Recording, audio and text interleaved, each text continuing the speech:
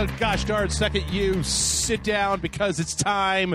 It's that time, and it is a time to say glory, hallelujah. And it's the Rage Select podcast here on anytime now. Rage Select.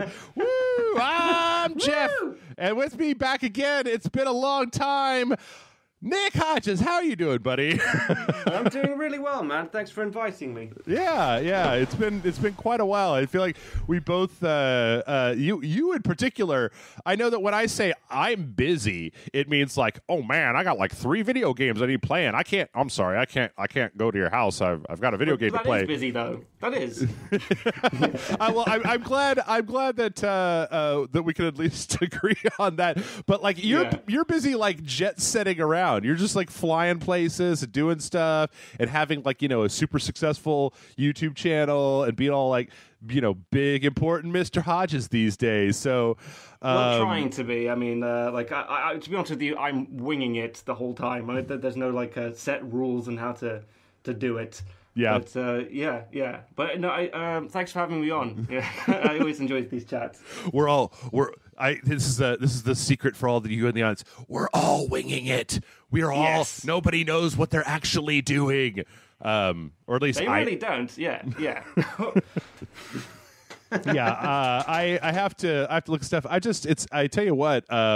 I'm just looking at the recent stuff that you've put out here. Seems like you've been cranking them out, man. Look at all these videos on your YouTube channel. Look at all this stuff. I mean, I've been trying to. It's just like these videos take such a long time to make. And this recent change in the YouTube's algorithm that favors videos that are uploaded frequently, yeah, it's not doing my channel any favors. So I'm just trying to, compete with that, or at least adapt anyway. Yeah. I it's weird because I don't usually go into the background of this, but like, I feel like I've seen a drop off in the people in some of the YouTube counts of my videos, of the Rage Select videos.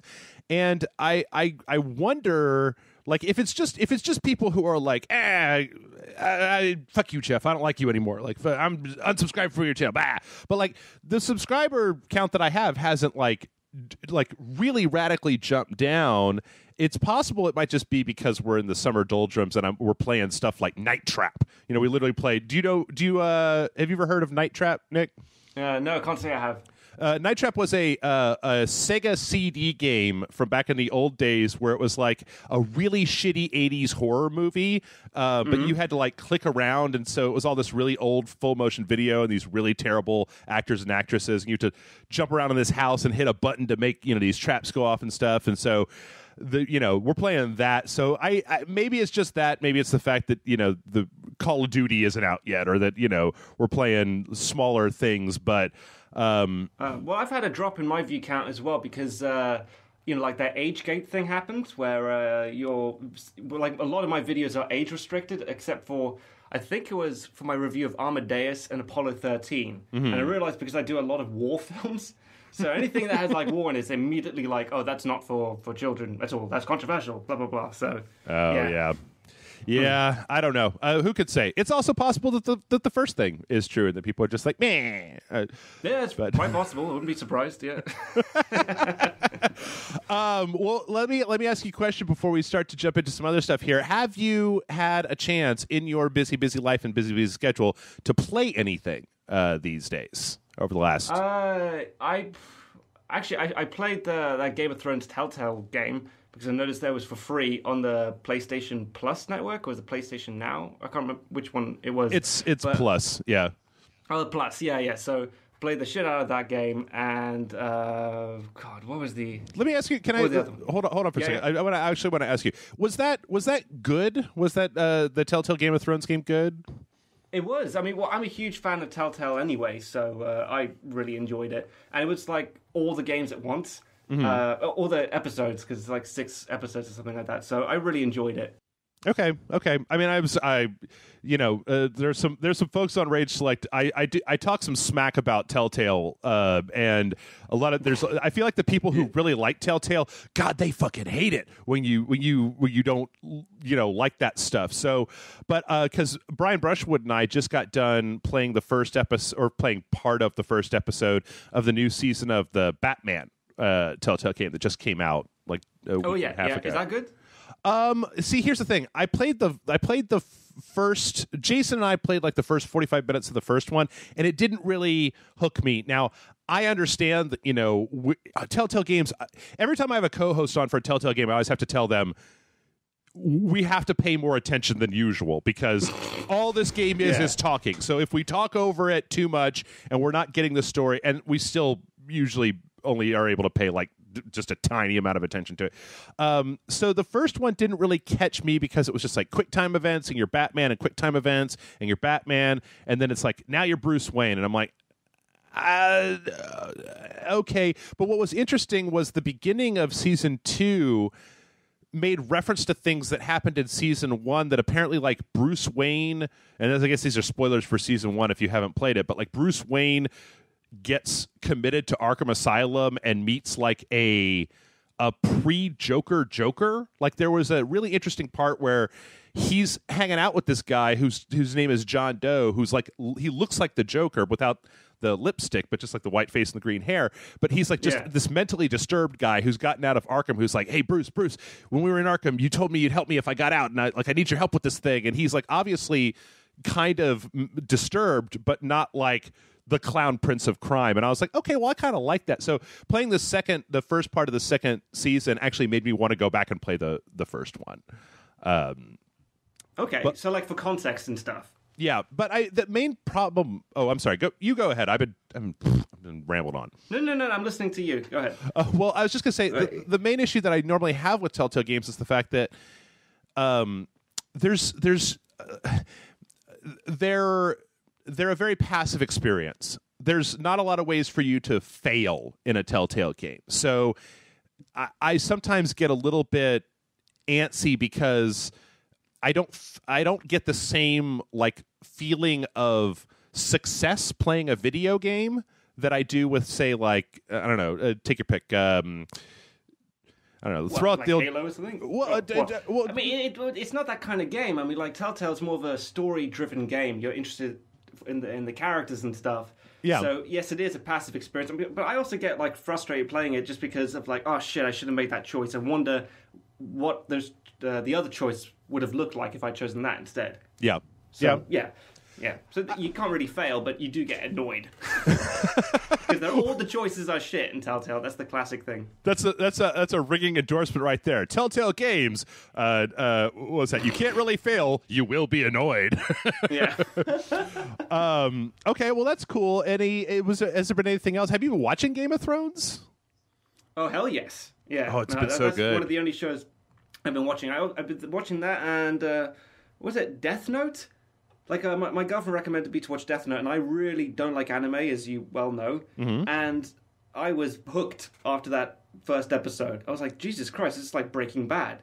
And this is the only anime that I've actually found myself watching again and again. And it's because it doesn't have giant monsters and martial arts and, all this crazy stuff going on. It's more about the characters, and that's what I like about it. Yeah, I've actually recommended that to a number of people who don't like anime. I actually just got done rewatching the anime like a month ago or so. I was watching it. Yeah.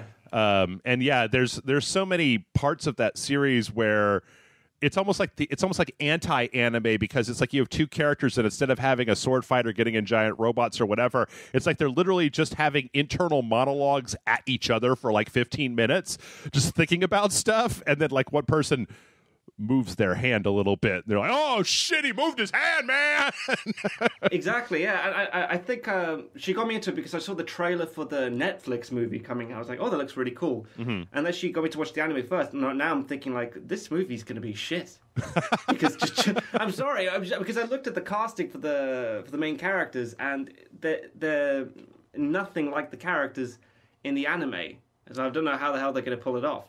Yeah, so we actually talked about this a little bit when the trailer first came out, and my take on that was that at first I think I felt the same way that you feel, and probably the same way that a lot of people feel, where I'm just like looking at this and I'm like, this doesn't look anything like Death Note. This is like, you got, action, and you got all this like people running around, like it's so like kind of bombastic, as opposed to the anime, which is actually like relatively tame and then bombastic kind of in the things, like they have that scene in the second or third episode where he's writing the names in the notebook and they're filming it like he's having a sword fight, right? It's like writing names. Yeah.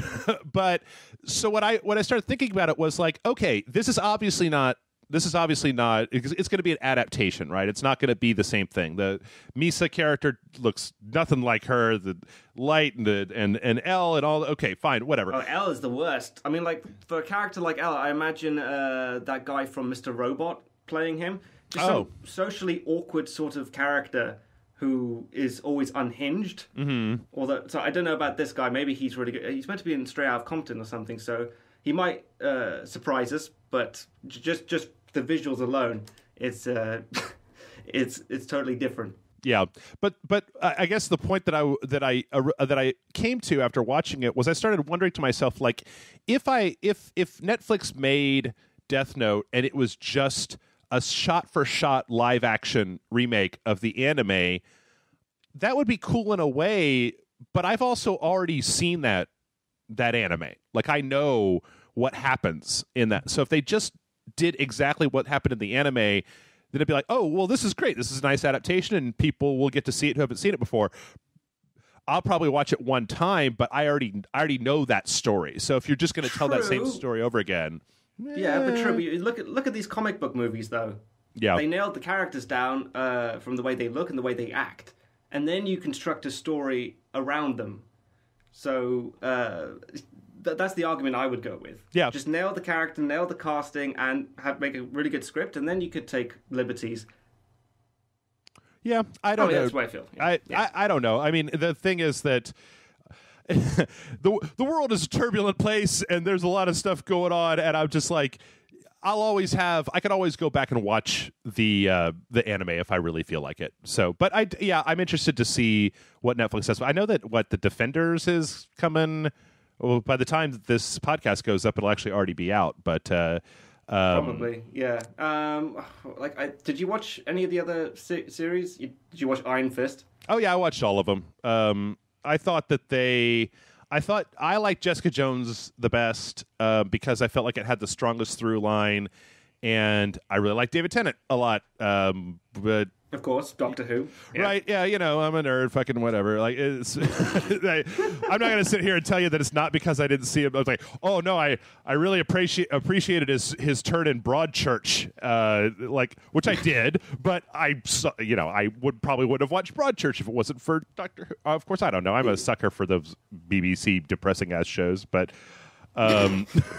which is the majority of them, I must say. I gotta say, like, nobody does like really dour, semi-depressing cop stuff like the BBC. I watched what's that show that was on Netflix called like Happy Valley or whatever it was, and I was just like, God damn, is this like bleak? Yeah. Yeah.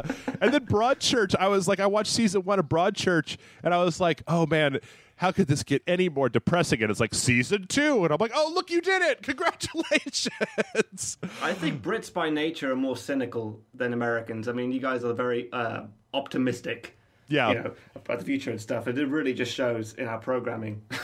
We're like, yeah, but I don't know. I have yet to see.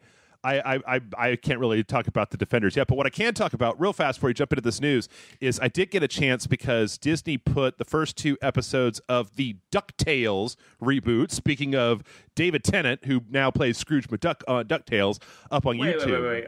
I didn't hear shit about this. The cartoon they're rebooting? Yes. They've got a brand new Ducktales cartoon. The first 2 episodes are up on YouTube for free. You can watch them on the Disney XD channel.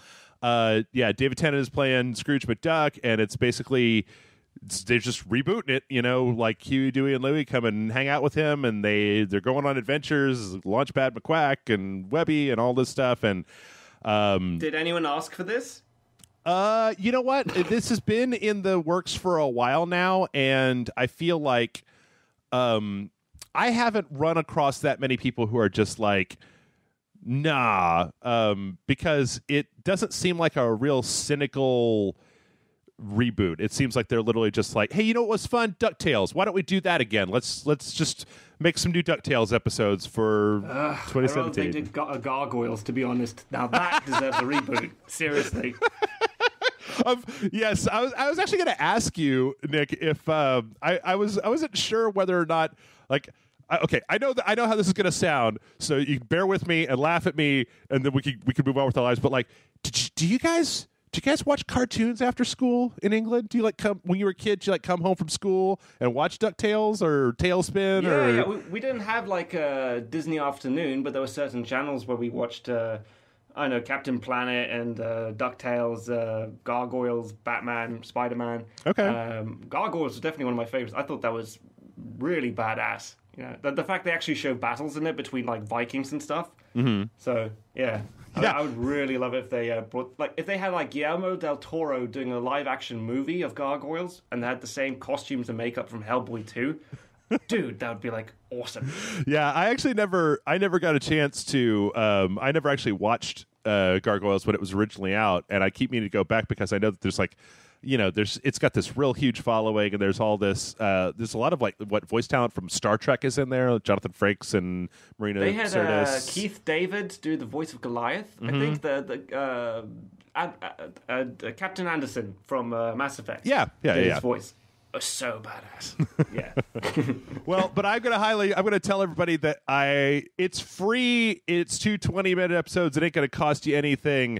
Go watch some DuckTales. Like, go just check it out on YouTube because, you know, like I said, God only knows. You just watch cartoons for 20 minutes maybe and stop. Oh my God. Anyway, all right. It's been a very. I'm not a big fan of this week, Nick. This week has not been a fun week in the United States. The news out of your country's been pretty frightening of late. Yes, I agree.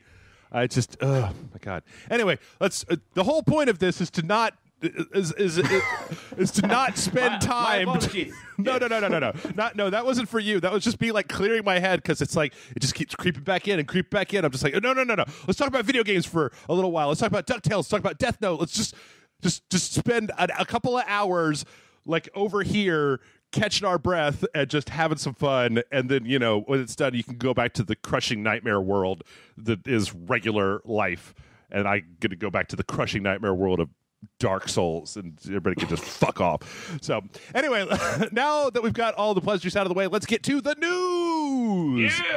Yeah. The first piece of news that we actually have this week is I'm not going to lie. I know that I just talked about we're going to have a lot of fun, but this one's a little bit of a bummer. It's a little bit of a bummer. So, Nick, I don't know how much experience you're going to have with this, but do you know what Crackdown is?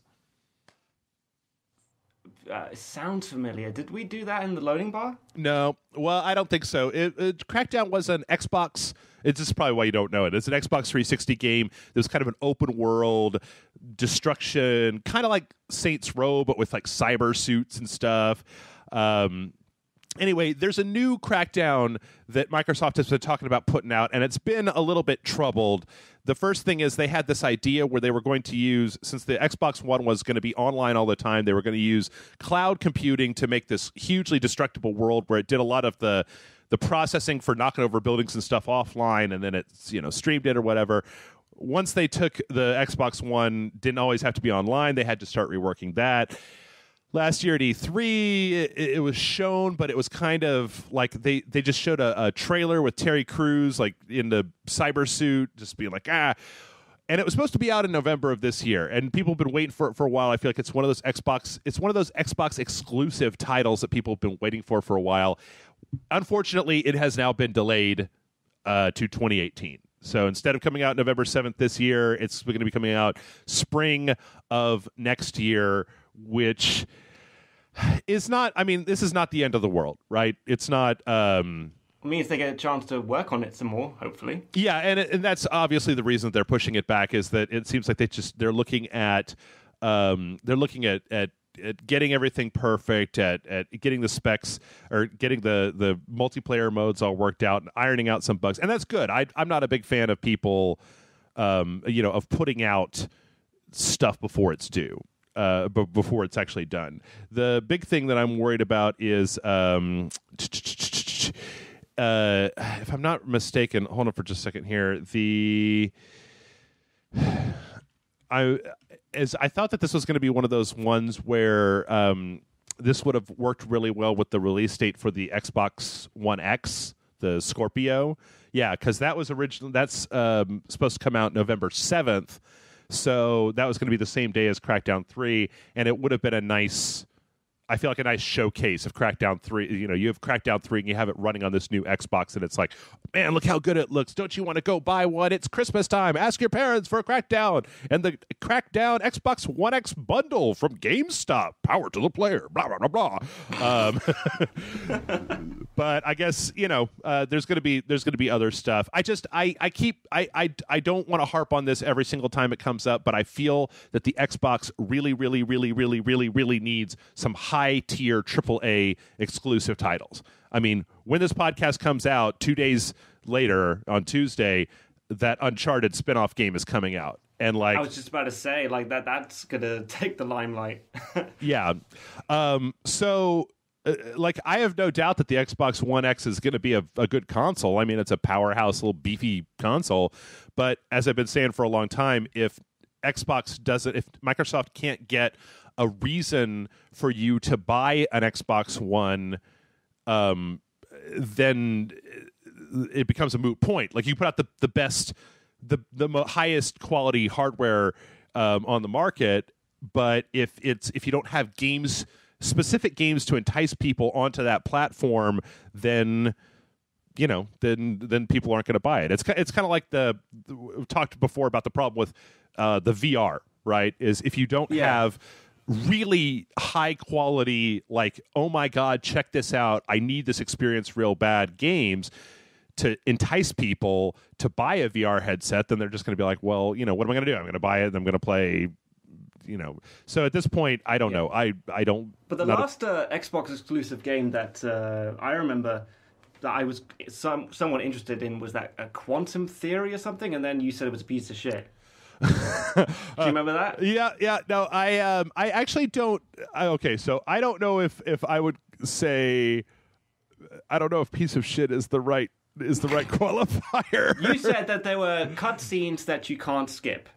Oh yeah, that's true. Go on forever and ever and ever. Yeah, well, yeah, I never really got a chance to super dive into that, but yeah, it did. It was a very watchy game, and if our Telltale conversation wasn't enough of an indicator, I really like it when I can play my games. I'm a real big fan of playing not that I hate every single cutscene with a fiery passion, but. Yeah. I think a good compromise is Uncharted, I'm guessing. Yeah. With cutscenes, but you can also play that.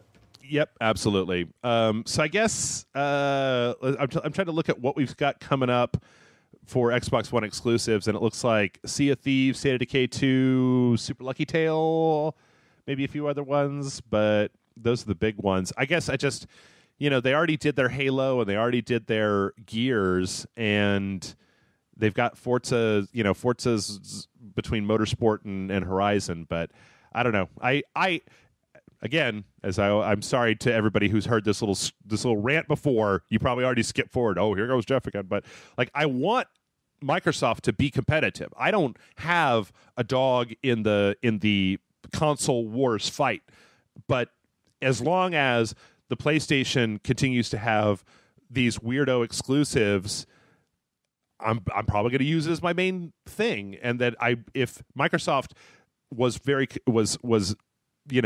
really aggressive, then it would force Sony to be more aggressive, and everybody, that's where the consumer wins, right? You're just saying that because it would justify the fact that you bought an Xbox and now you're not using it and you're bitter about it. Is that it? Fuck, man. Like 20%. Like 20% that. Yeah. I mean, it's sitting on my shelf. You know, I hook it up so that Jason and I can play backwards compatible Red Dead Redemption. That's what I use it for at this point. Because I think the last game that I needed it for was Halo Wars 2. And, you know, I'd love it if there were Xbox exclusive games, more Xbox exclusive games. But and now it's a doorstop or a booster seat. Use it for. Yeah. Well, anyway, speaking of non-exclusive games, let's move from a title that is going to be on the Xbox One X, and that's Call of Duty World War II.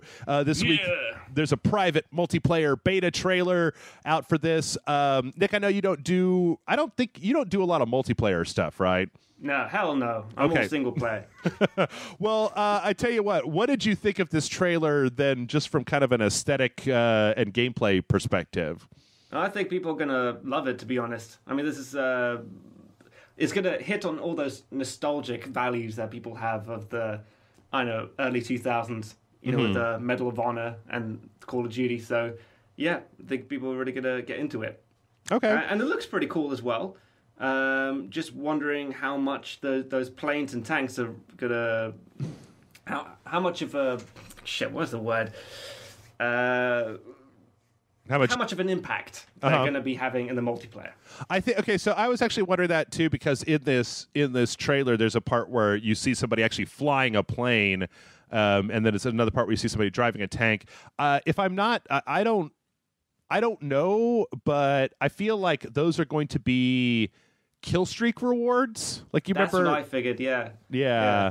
Because it's not like Battlefield where you could run all the way to find a plane if someone else hasn't pinched it yet, of course. And then you can fly around and do all this stuff. But the maps are much smaller in Call of Duty generally. Mm-hmm. Oh, yeah, absolutely. Well, yeah, because most of it's on foot. I don't know. It looks really good. I'm wondering, I don't know. It's funny how I thought to myself a little while back, like, oh man, it's been so long since we've had World War II FPS, a big World War II FPS, and like maybe it's been long enough that I've finally gotten over my fatigue of World War II FPSs. But I watched this and I'm just like, oh right, this. Like, it's just like those same guns and those same things, and oh look, it's Nazis. Let's blast them. I mean, like, I'll be honest with you. Like, I'm getting kind of. I'm not quite over the fact that we are revisiting the same theaters of war again and again. Mm-hmm. At least not in an interesting way. Do you remember? I'm not sure if we ever talked about this, but like, I was pitching the idea of like, what if you played as the Germans? Mm-hmm. Once, but you could play like a German soldier who is brainwashed. He's very patriotic, and over the course of the campaign, he begins to doubt what they're really fighting for and stuff. Because then you have something really interesting, and the combat complements the story, as opposed to, hey, let's just go back to Normandy again, and we've done like Normandy 4 or 5 times. Yeah, that actually, it's funny when you say that. That actually sounds a lot like a. That sounds like a Hideo Kojima game to me. Hell yeah, it does. Because the nuance necessary for the Call of Duty team, they aren't exactly just the biggest dum-dums in the world when it comes to story, but like what you're talking about is a subtlety of storytelling that I don't know that franchise. I don't know. I feel like the people who like Call of Duty are just be like, what the fuck? I mean, it would be. Although I do agree that it would be strange in a non-multiplayer setting to play as a German army, to basically play on the opposite side, to be shooting. But you will, though. Yeah, you do. Yeah, you play as the Germans in multiplayer. So, and nobody really complains about that. So, I think it'd be different in single player than it would in multiplayer. I mean, in multiplayer, it's just like, yeah, somebody's got to be this side, somebody's got to be that side. Like, for fuck's sake, in Counter-Strike for years, I was playing the terrorists. It was literally like you won the match in Counter-Strike, and it would say terrorists win, and it's like, oh, that's. And then that was a long time ago, so obviously it seems strange to me now, and it didn't seem strange to me then. But like, I don't know. It could be interesting. I don't know. It's going to be interesting to see these. I kind of feel there's a certain amount of my mind that's a little bit cynical. That's just like, well, they're just doing this because Battlefield 1. Oh no, they did Battlefield 1, but I also knew that Infinite Warfare. Yeah. The amount of hate that trailer was getting, I'm like, okay, they are 100% doing World War II next, without a doubt. Yeah. Yeah. I just always feel like can we just get a few more Vietnam games? Yes. Like that's true. Actually, I just want to point out, how silly is it, like, when we were thinking, oh, they're going to do World War II next, and what do they call the next game? Call of Duty World War II. They couldn't even be bothered to come up with a fucking interesting name. Like, what should we call it? Airborne? Fuck it, World War II. Yeah, well, the next one, obviously, next year, it's going to be Call of Duty. Shoot guys a lot. Yes. So. Bang, bang. Anyway, we'll be probably looking at the beta for this at some point because, I don't know, I always do something with them. But let's jump on to fucking... Okay, all right. So I know that this is a... I know that this is a stupid problem to have, Nick. I know before I say this out loud how dumb this is going to sound to a lot of people. So, okay, go ahead. All right, Bandai Namco is a company, and Bandai Namco is a company that makes a lot of video games. They're a publisher. They've put out a lot of video games, and so this week there was a trailer for a new game that Bandai Namco is putting out. Now, to be clear here, you know, Bandai Namco, they put out like just a shitload, just a fucking metric ass ton, like Tekken, you know. They published Chroma Squad. We got, you know, Tales of Berseria, Warhammer 40K, Eternal Crusade, Dragon Ball Xenoverse 2, you know, like all these different games. But they also put out Dark Souls. And since Dark Souls 3 ended, we haven't heard anything from Software. And so when there's like, hey, there's a new project that Bandai Namco put out a new trailer, and it's like, is it Dark Souls? Is it the new Miyazaki game? And it's like, no, it's something else. It's like, Oh, so it's like an original game?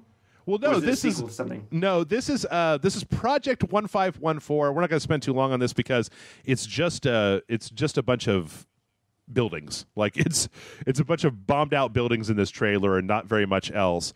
It looks like one of those drone videos you find on YouTube of like New York City or LA or something like that. Yeah. It's like, okay, am I going to see something? No? Oh, nope. Great. 30 seconds of my life and never getting back. Yep. But this is actually a new game by a developer called Dimps, and Dimps is a Japanese developer that has done like for hire work for Street Fighter 4, Street Fighter 5, and Dragon Ball Xenoverse.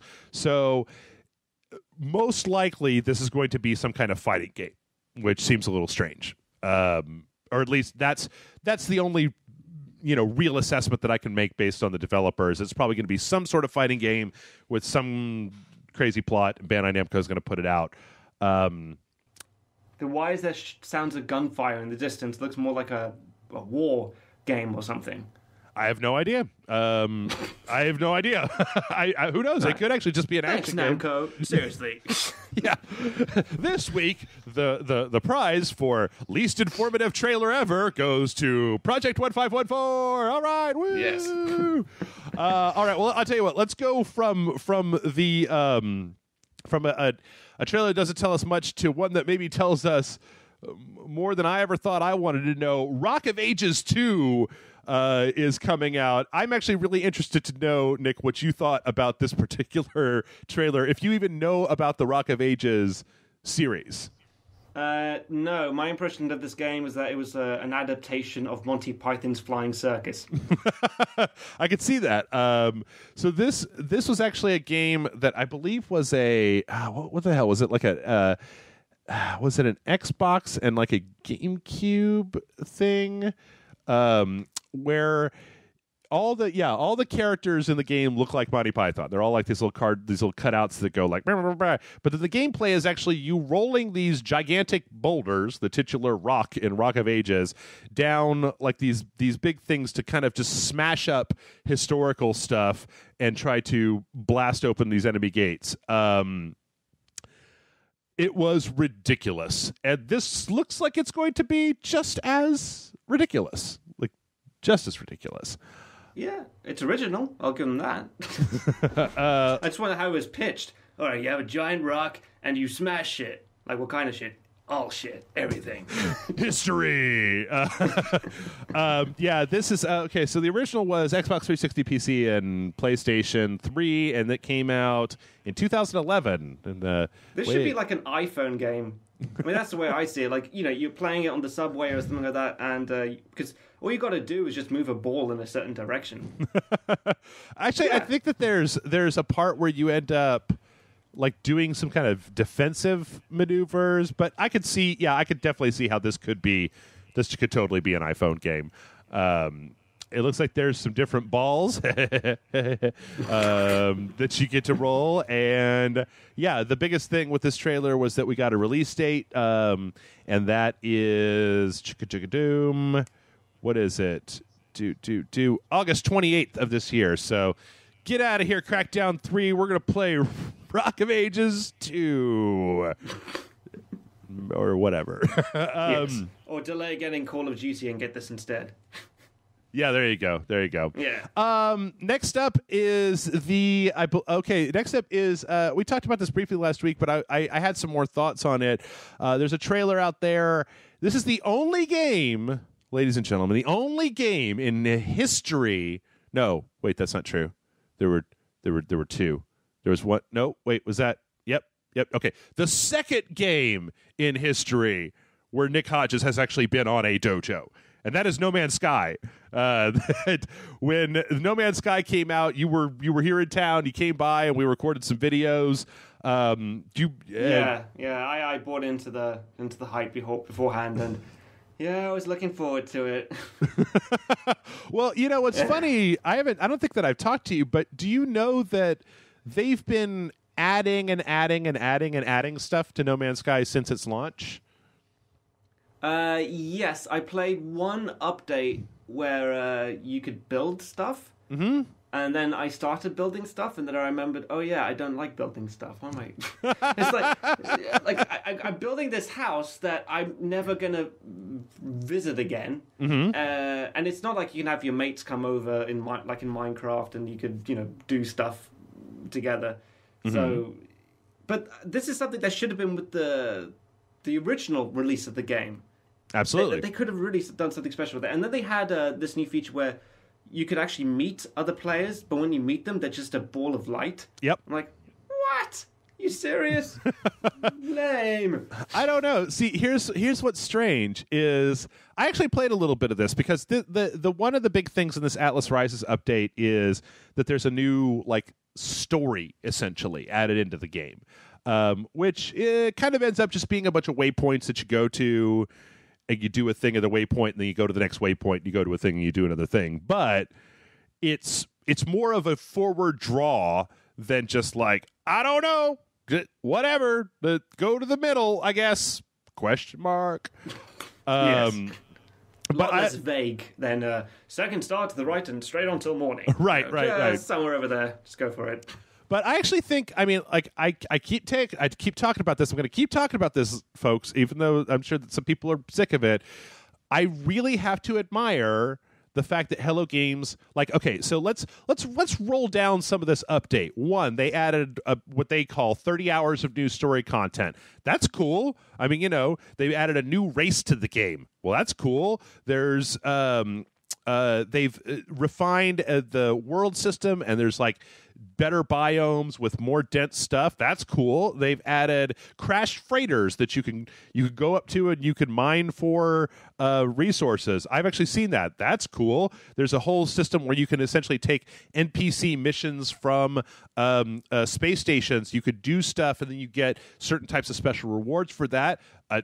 Great. There's new interstellar trading, and you can apparently fly once you get to a point where you can get a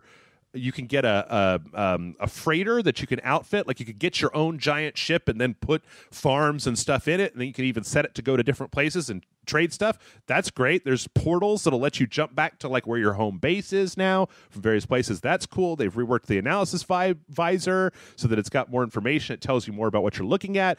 They've revamped parts of the user interface. They've made graphical adjustments that make the game look better. They've added the ability for you not just to remove terrain, but to add terrain back in, so you can literally build in the world with your little build gun now. And they've added new stuff to space combat. They've added low atmosphere dogfighting and flight, the ability, which was a thing. You remember how in the game you couldn't crash? Well, now you can crash. If you fly like an ass, you'll crash into the ground. You got to repair your ship before you can go back. Yeah, and they've added in, yes, it's just a little bunch of bubbles. It's just a bunch of little orbs that follow you around, but the parts of multiplayer.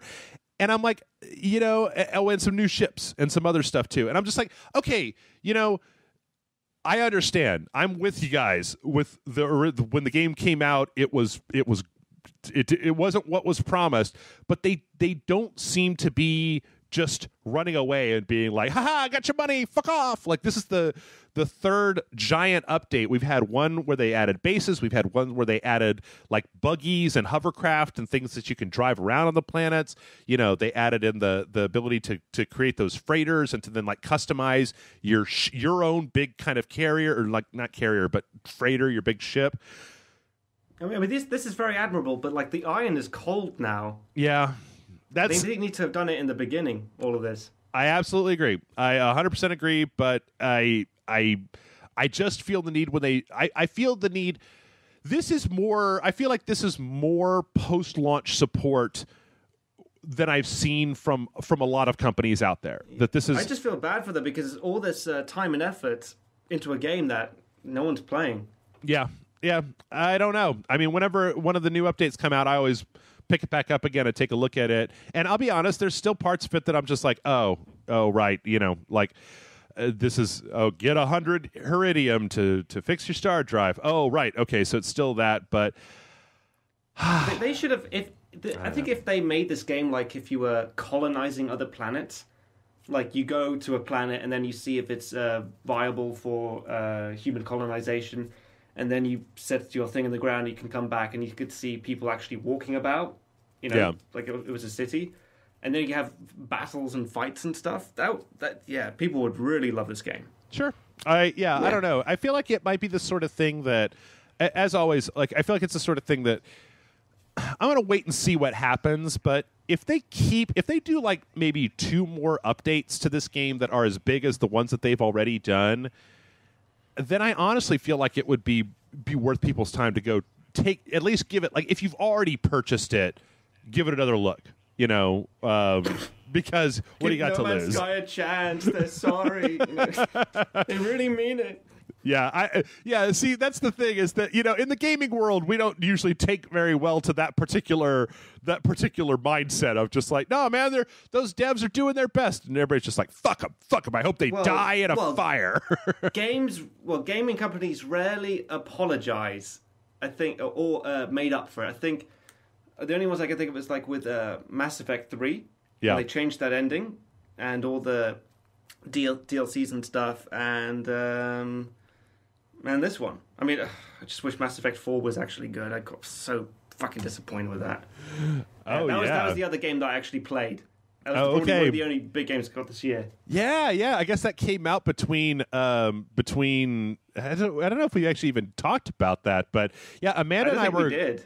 Amanda and I were going to play that as a sequential. We were going to, for the first time, basically pick a brand new game that just came out. In this case, it was Mass Effect Andromeda. We're going to say, we're going to play our sequential. We're only going to play Mass Effect Andromeda on Saturdays. We're going to play it. And I don't know if it was because I kept trying to like that game, but I feel like there were a lot of people who were just like, oh man, after 10 hours, it gets really good. I'm just like, guy, I don't have infinite time on this world. I can't wait for 10 hours for a game to get good. Like, I'm going to need to get something else. It does. It's just where it fails the most for me is boring characters and terrible writing, including dialogue. I'm like, wow, I really don't care anything about these people. I miss Shepard. I miss my crew of the Normandy. Yeah. So the only thing it made me do was actually just like put on the the original Mass Effect games, I'm like, oh my god, this is so much better. What the fuck? Seriously. Well, you know that the big thing with that, right, was that they shuffled talent away from that team to work on that Anthem game that they're making. That's at least the story that a lot of people have said, is that the Mass Effect Andromeda, like they had an idea when they started. There's a whole I think it's Kotaku has or it might have been Polygon. Kotaku or Polygon has like an article where somebody actually went through like the troubled development history of what happened to Mass Effect Andromeda, and it seems like a lot of what happened was that they originally wanted to make a game. They wanted to make a game that was more like No Man's Sky, where they procedurally generated the worlds, and then you had, you know, a huge number of worlds that you could go explore that had all these things. But then they kept that idea got scrapped, and then they had to like create. And they were like, okay, well, we're going to create like 18 worlds. And they're like, well, we don't have enough time for 18 worlds. We'll create like 9 worlds. And like, well, we don't have time for that. We'll create like 3 really, really like dense worlds. And it was like, okay, yeah, they had to start from scratch like numerous times. Yeah. Yeah. I don't know. I was actually thinking a lot about Mass Effect 2 last night because I was wondering who's the guy in Mass Effect 2 who's the assassin? Oh, Thane. Thane. I was watching the Rick and Morty episode where Rick sells that gun to that intergalactic like bounty Carbopulous Michael, and I was like, wait a minute, Carbopulous Michael is just Thane from Mass Effect, except that he's a little bit more of a bug, and he's a lot happier than Thane in Mass Effect. But, yeah. All right, well, let's just put the pedal to the metal because we've got a few more things left to talk about here. The Evil Within 2 has a new trailer, The Twisted Deadly Photographer. What did you think of this trailer, Nick? Okay, but I mean, it doesn't really tell me that much. I never actually finished Evil Within 2. I bought it and I can't remember why, but I just put it down. Well, you mean the first one? The first one, yeah. Yeah. I mean, does this have anything to do with the first one? Yeah. Is that character? Okay. Oh, well, I don't think that the photographer character, I think he's going to be either the main villain or some part of the villainy. To be honest, it's been so long since I played The Evil Within that I never actually, I don't remember because the end of that game got to be this really twisty-turny plot of just like, oh man, I've double-crossed. Turns out I'm actually working for Division 65, and it's like, Division 65? That's pure Japanese right there. Right.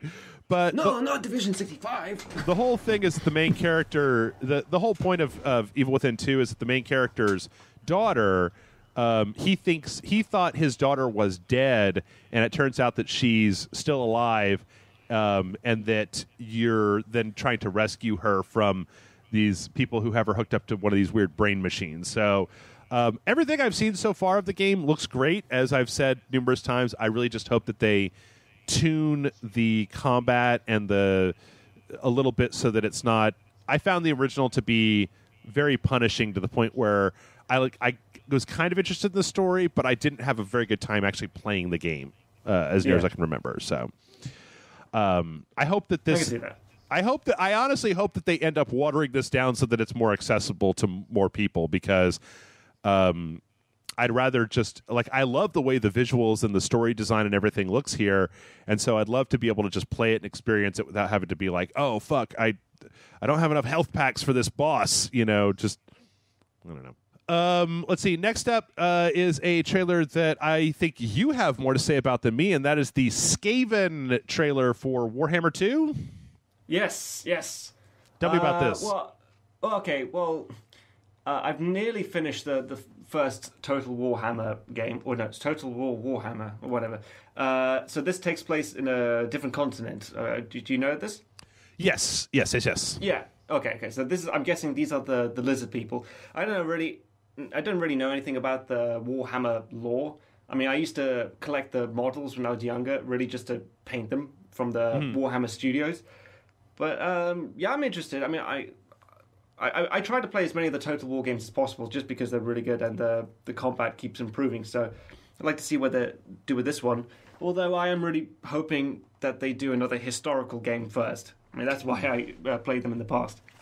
Right. Yeah, that actually is kind of an interesting question for you about, that you like the Total War series, but this is the first one that's been like, a bunch of magic lizards fighting elf people, right? As opposed to your shtick, which I mean, you traditionally like historical games more than, Triceratopses and rat men. Well, I mean, clearly they wanted to try something different, but I just don't understand why they just don't pick a different period. Like, we haven't done ancient China yet. I don't know why they do the Victorian era. Because that way, if you could do, like, the entire world, just like in the Empire Total War, you could start off, like, in 1800 and then work your way all the way to Australia or whatever. If I remember correctly, though, they are doing something really interesting with this, where when Total War Warhammer, fuck it, I call it Total Warhammer. I know that's not the name, but fuck it, it should be the name. I don't know why they don't call it that. I agree 100%. Yes, Total Warhammer. But I think that they said that when Total Warhammer 2 comes out, that like if you own the first one, it will literally integrate the first map into Total Warhammer 2. Really? That like it'll basically so it's both a sequel. You can go from one continent to another.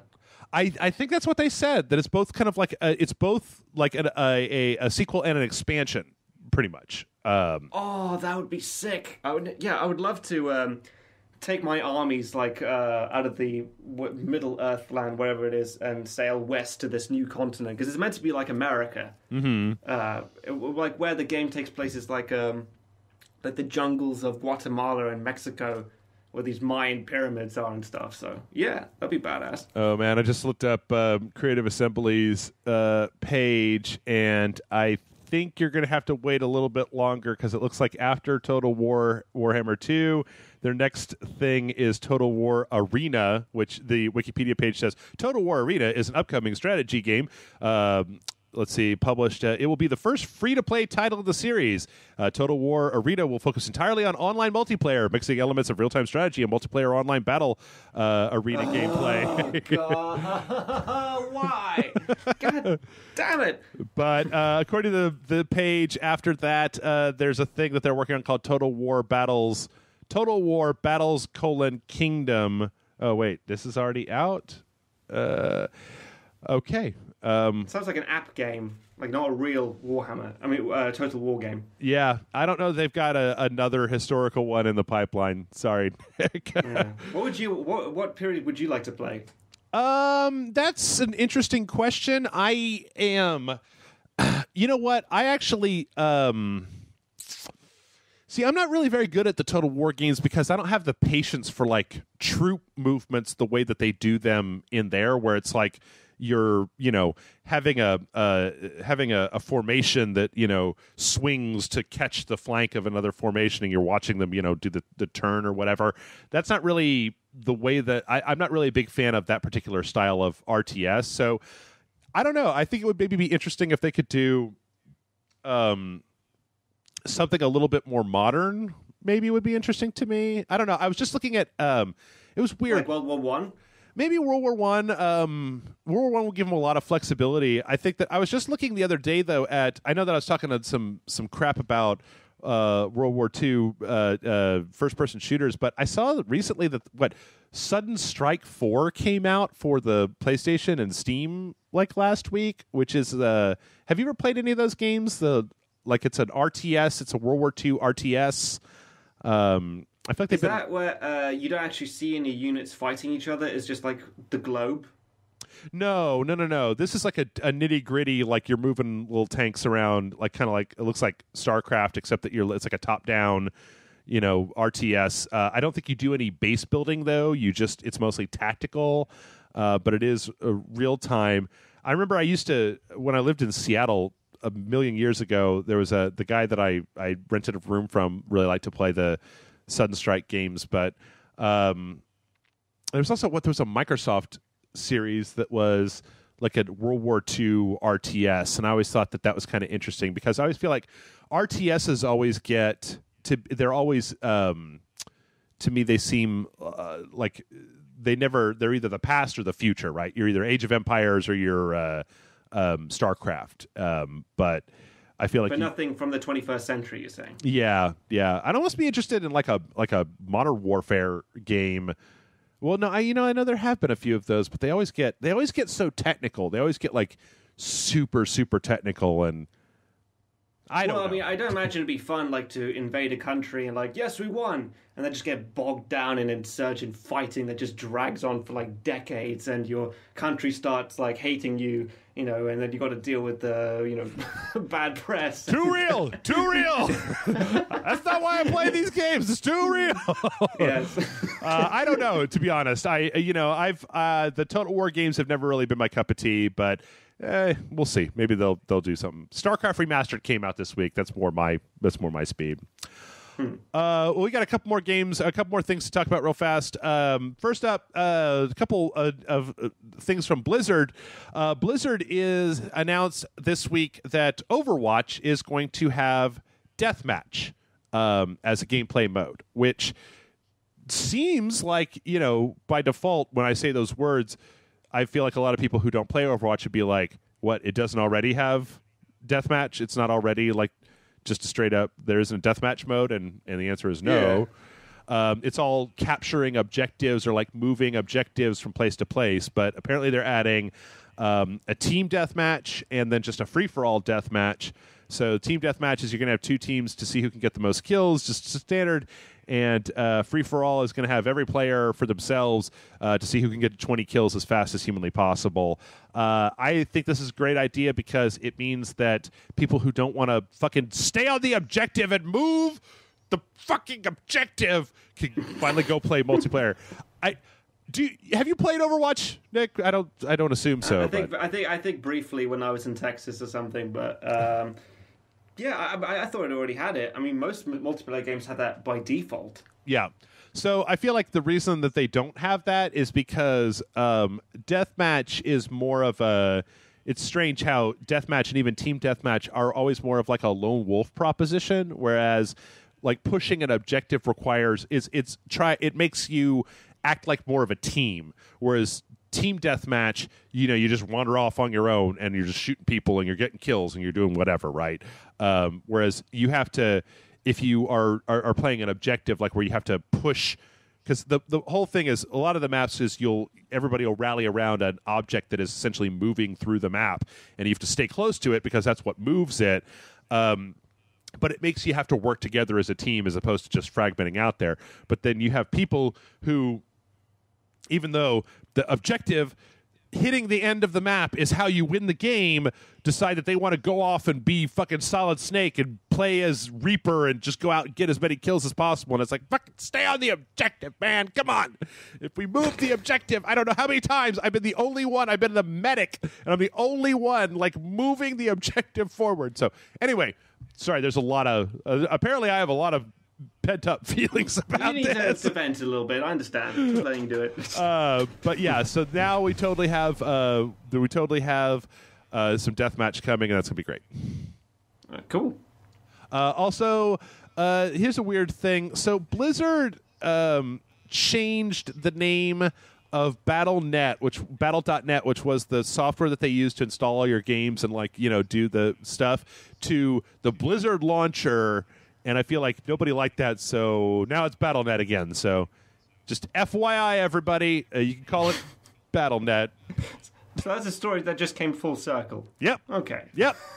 So I'm reporting on total redundancy today. That's my favorite new Creative Assembly game is Total Redundancy.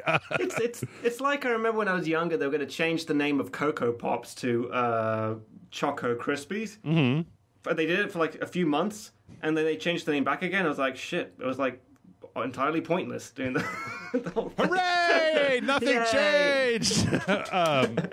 All right, we got three more stories that we're out of here. First up, Mike Bithell. I've never been sure whether it's Mike Bithell or Mike Bithell.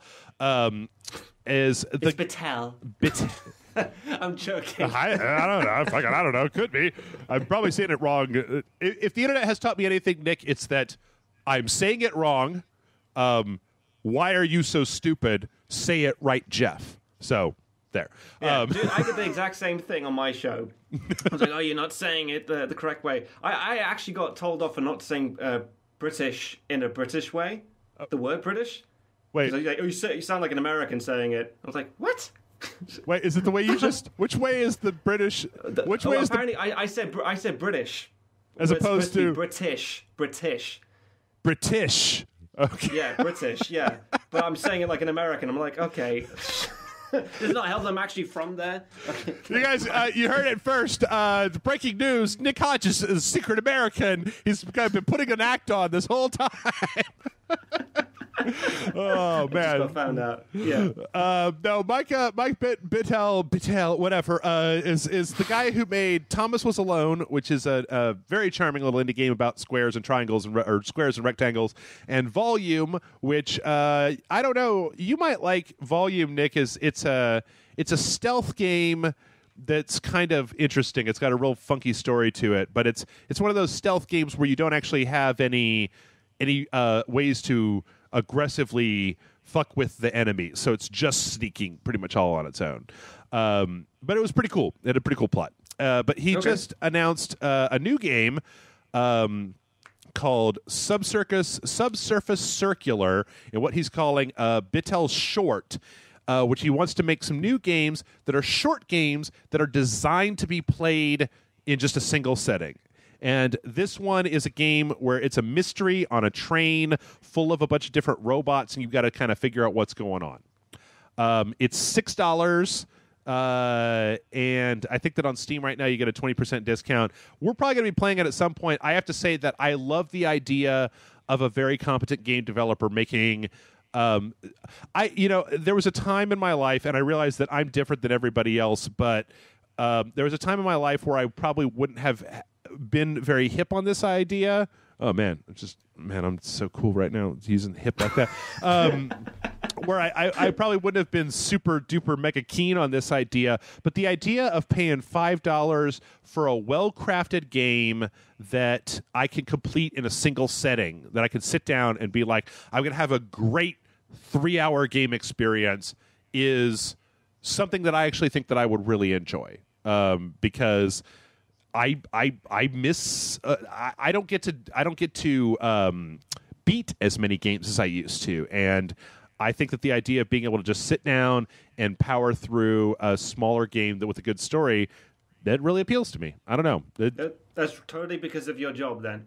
Yeah. It's like, yeah, I played so many games, so if I could finish it in 2 hours, yeah, give it a thumbs up. Absolutely. No, yeah, I get it. I mean, like, there is that part of us that gets really disappointed when we can't finish the game just because it drags on. I tried with Skyrim. Mm-hmm. I could never finish it. And remember towards the end it would get like really buggy because of all the save data.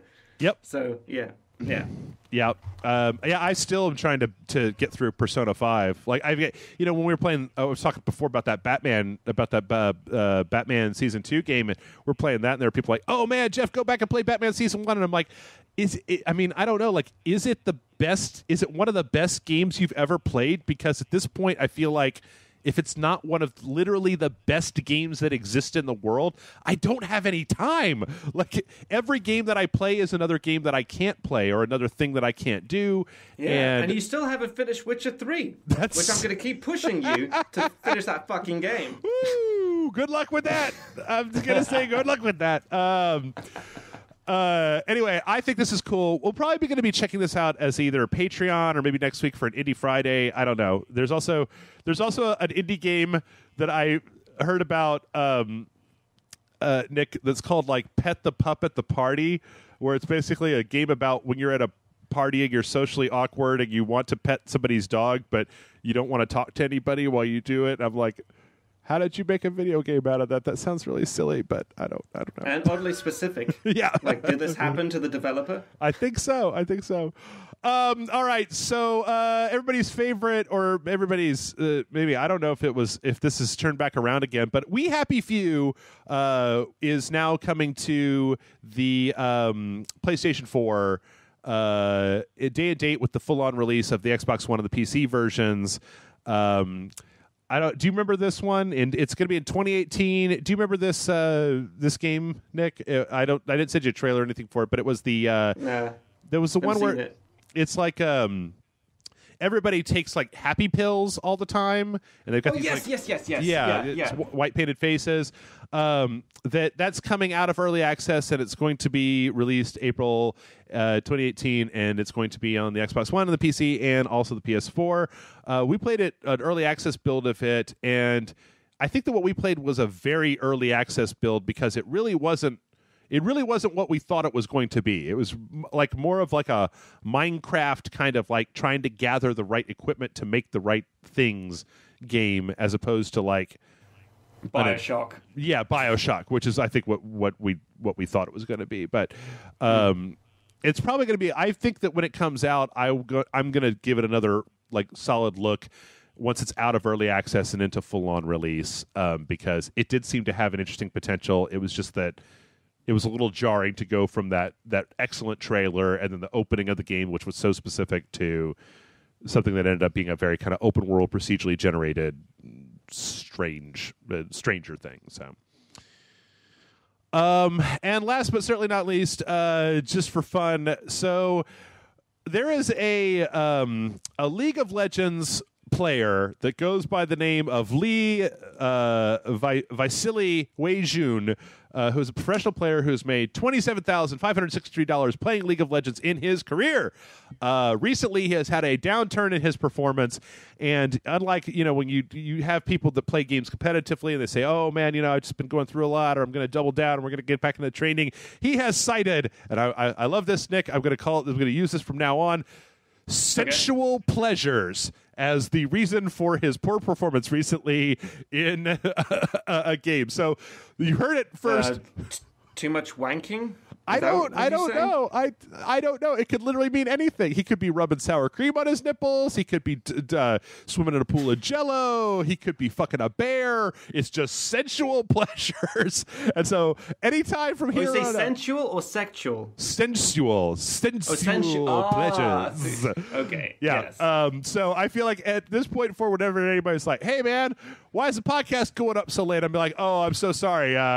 Sensual pleasures. Sensual pleasures, man. What am I gonna do? I got, we all know what it's like. Sensual pleasures. Sometimes I got light some candles. That takes a while. All the rest. Sometimes you gotta just butter up your ears and play some Michael Bolton. All right, everybody.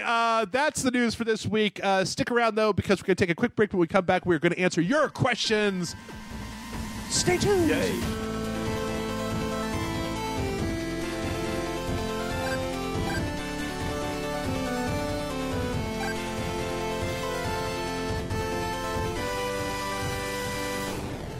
And we are back, everybody, and it's time for, it's almost time for the emails, because first I have a very small, a very just like minor like game review, which sometimes I do right before we do the questions. Just something real quick to talk about, because last week, as I mentioned in the first part, Night Trap, the 25th anniversary edition, came out for the PS4, the PC, and the Xbox One.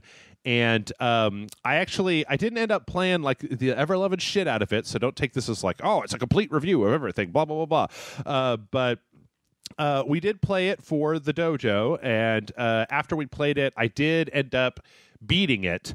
And I think that, so as I said before, for anybody who doesn't know what Night Trap is, it's this old Sega CD game where you essentially have it's a weird cheesy 80s movie with a bunch of B-grade actors in it, kind of a horror game thing where they're in this house and you have a set of cameras that you could use to switch between different rooms, and you have to use a set of traps that are inside of the house in order to keep everybody that's in there safe and kind of figure out what's going on, which basically amounts to switching between a bunch of different monitors to kind of watch the story and trap these enemies, and then and that's pretty much it. There's not really a whole lot the hell else to it than just that. Yeah, I'm just watching the trailer right now. It seems really familiar to me. I think It's very 80. Yeah, I think some game critics I watch did a review of this and took the piss out of it, except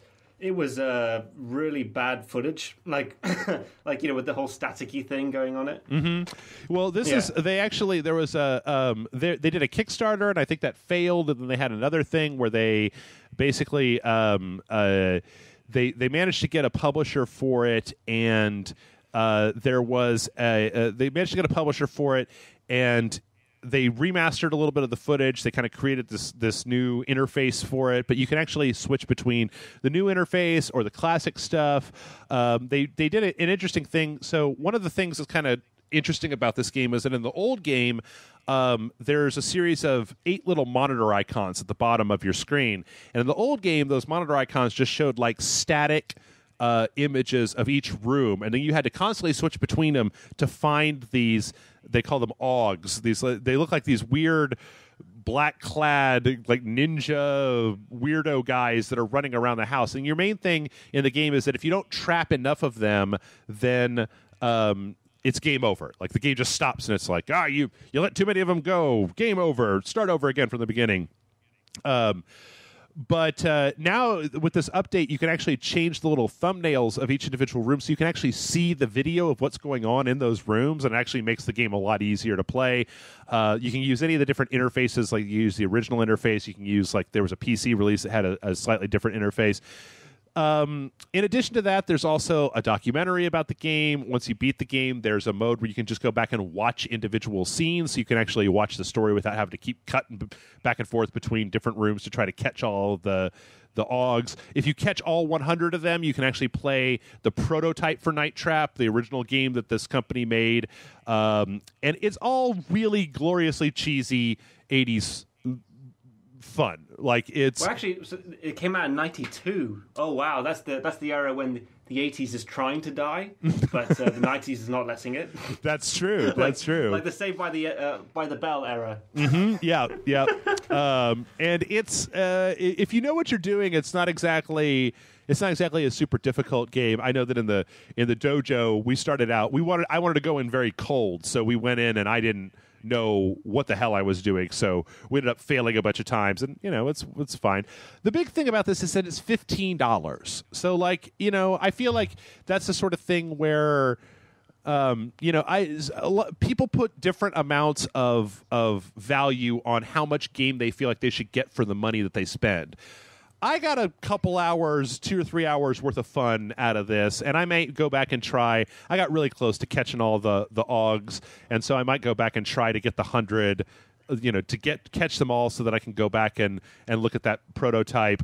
This was actually also one of the games that they have a documentary where they talk about, this is one of those games where back in the early 90s when like Mortal Kombat was out, when they were like, oh, video games are corrupting the youth, they're turning them all into psychopaths. Because we hadn't seen the internet yet. We were just like, oh, these youths playing this horror movie game where they get to choose if people live or die. This will turn them into monsters.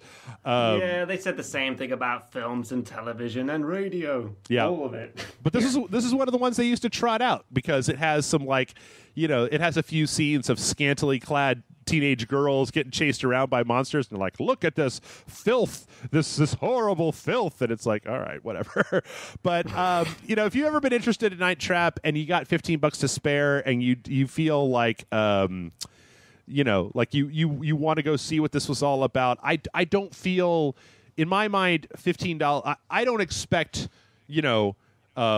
Persona or Mass Effect or The Witcher for $15. I expect a little fun little thing that I could tool around with and then be done with. And so I liked what I got out of this. Like I said, I didn't spend forever doing it. It is a little bit irritating on the PlayStation version because if you quit, like let's say that you're playing it and you miss one of the augs and you want to go back and try to do that again, when you quit the game, it literally reboots the entire game. So you've got to watch, the the publisher and the developer and all these. You got to watch all those splash screens. Yeah. God. So that's definitely a knockoff of it. I do wish that they would have, with this new remastered interface, that they would have made the video as large as possible, which there's some space in the frame where they've they put a water heater and some stuff behind it, and it's like, fuck you guys, just like make it as big as possible so I could see the 80s cheese. But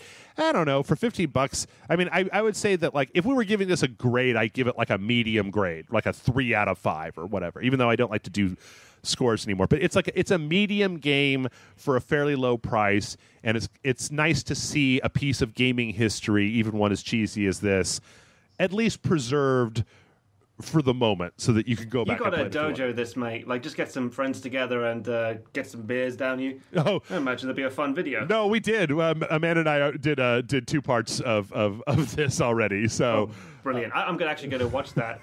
That sounds good. It ends up with us just saying the words "night trap" over and over again. It ends up with a lot of us just screaming "night trap, night trap," because when you're playing the game, once you find out that if you let too many of these Power Rangers putties like free, you end up furiously switching between cameras trying to catch them all, so that you don't get a game over, and so you end up missing most of the storyline. It ends up just being this really fragmented, weird thing where you're getting 1 second of a conversation here and 1 second of a conversation there. But I don't know. All in all, it's like, you know what? It's like renting a bad 80s horror movie, or like renting a bad 80s horror movie from like Amazon or something, where you don't want to pay too much for it. It'd be like back in the old days, you find a Blu-ray of I don't know, the Stuff, right? Or like some shitty 80s Terror Drome or whatever that one was, or Robot Jocks, on Blu-ray, and you're like, hey, this is $9. I remember that movie. I'll pay $9 for this. But yeah, I could see that. Yeah.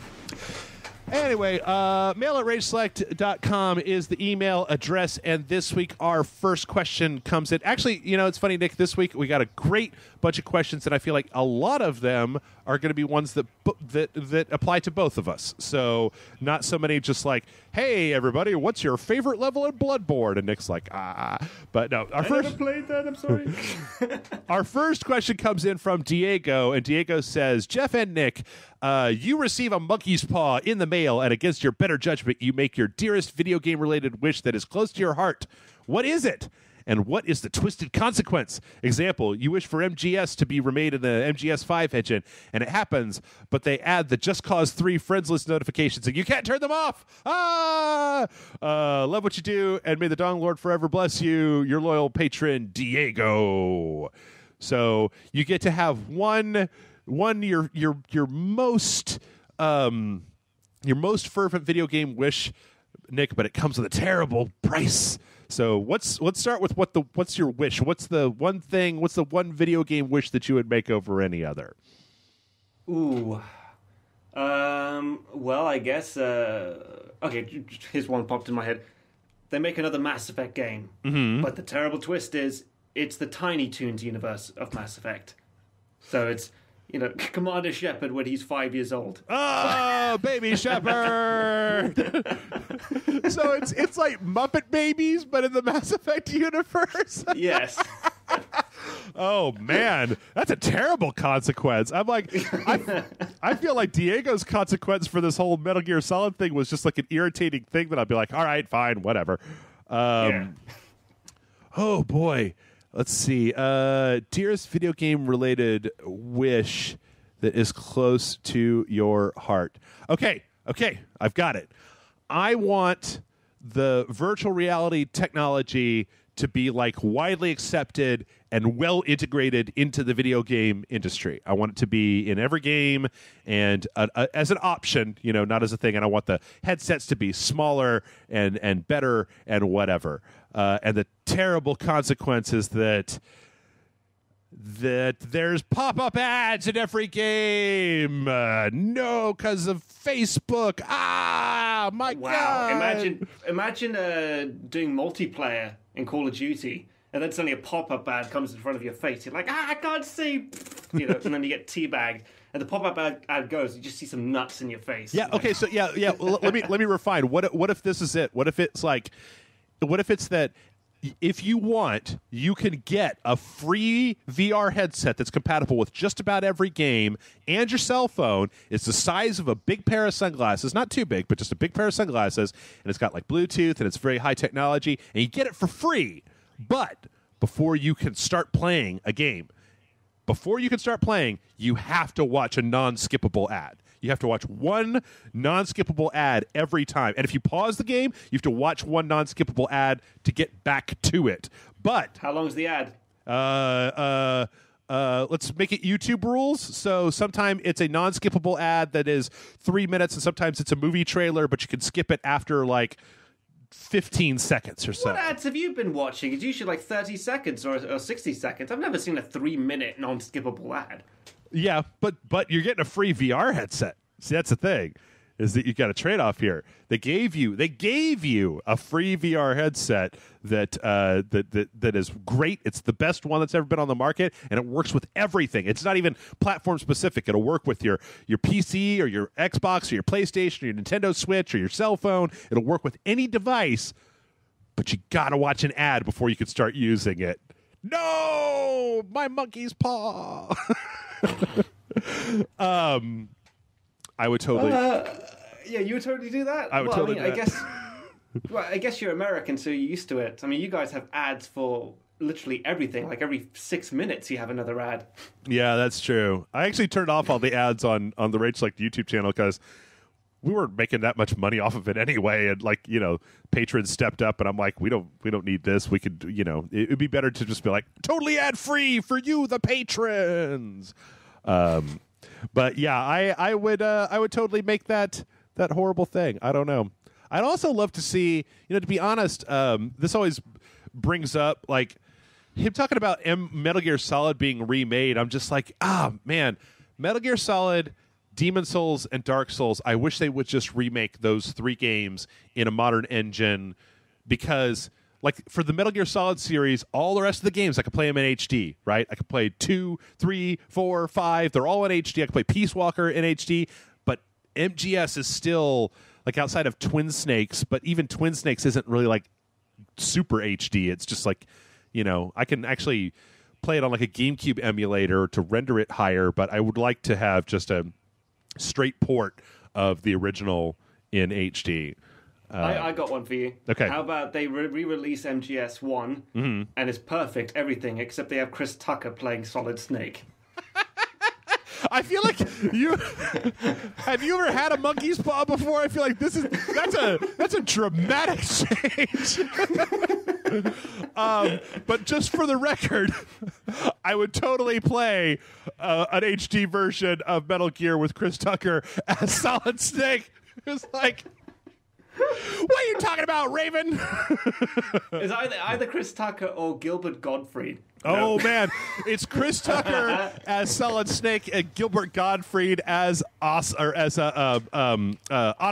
As Otacon. No. As that's Naomi chick. You keep. Oh, yeah. No, it's Meryl. It's Meryl. It's Meryl, it's Gilbert Gottfried as Meryl. It's like, don't treat me like a rookie. I'm a 10-year vet. How about this? Snake! I gotta turn this off. Oh, man, that's great. I love it. I just feel like, oh, man, that's great.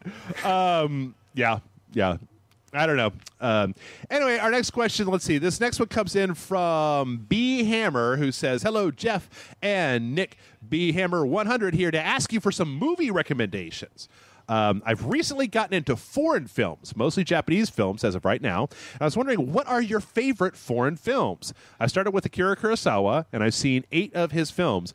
I was worried at first that the differences between my American culture and Japanese culture would keep me at arm's length from fully appreciating his films.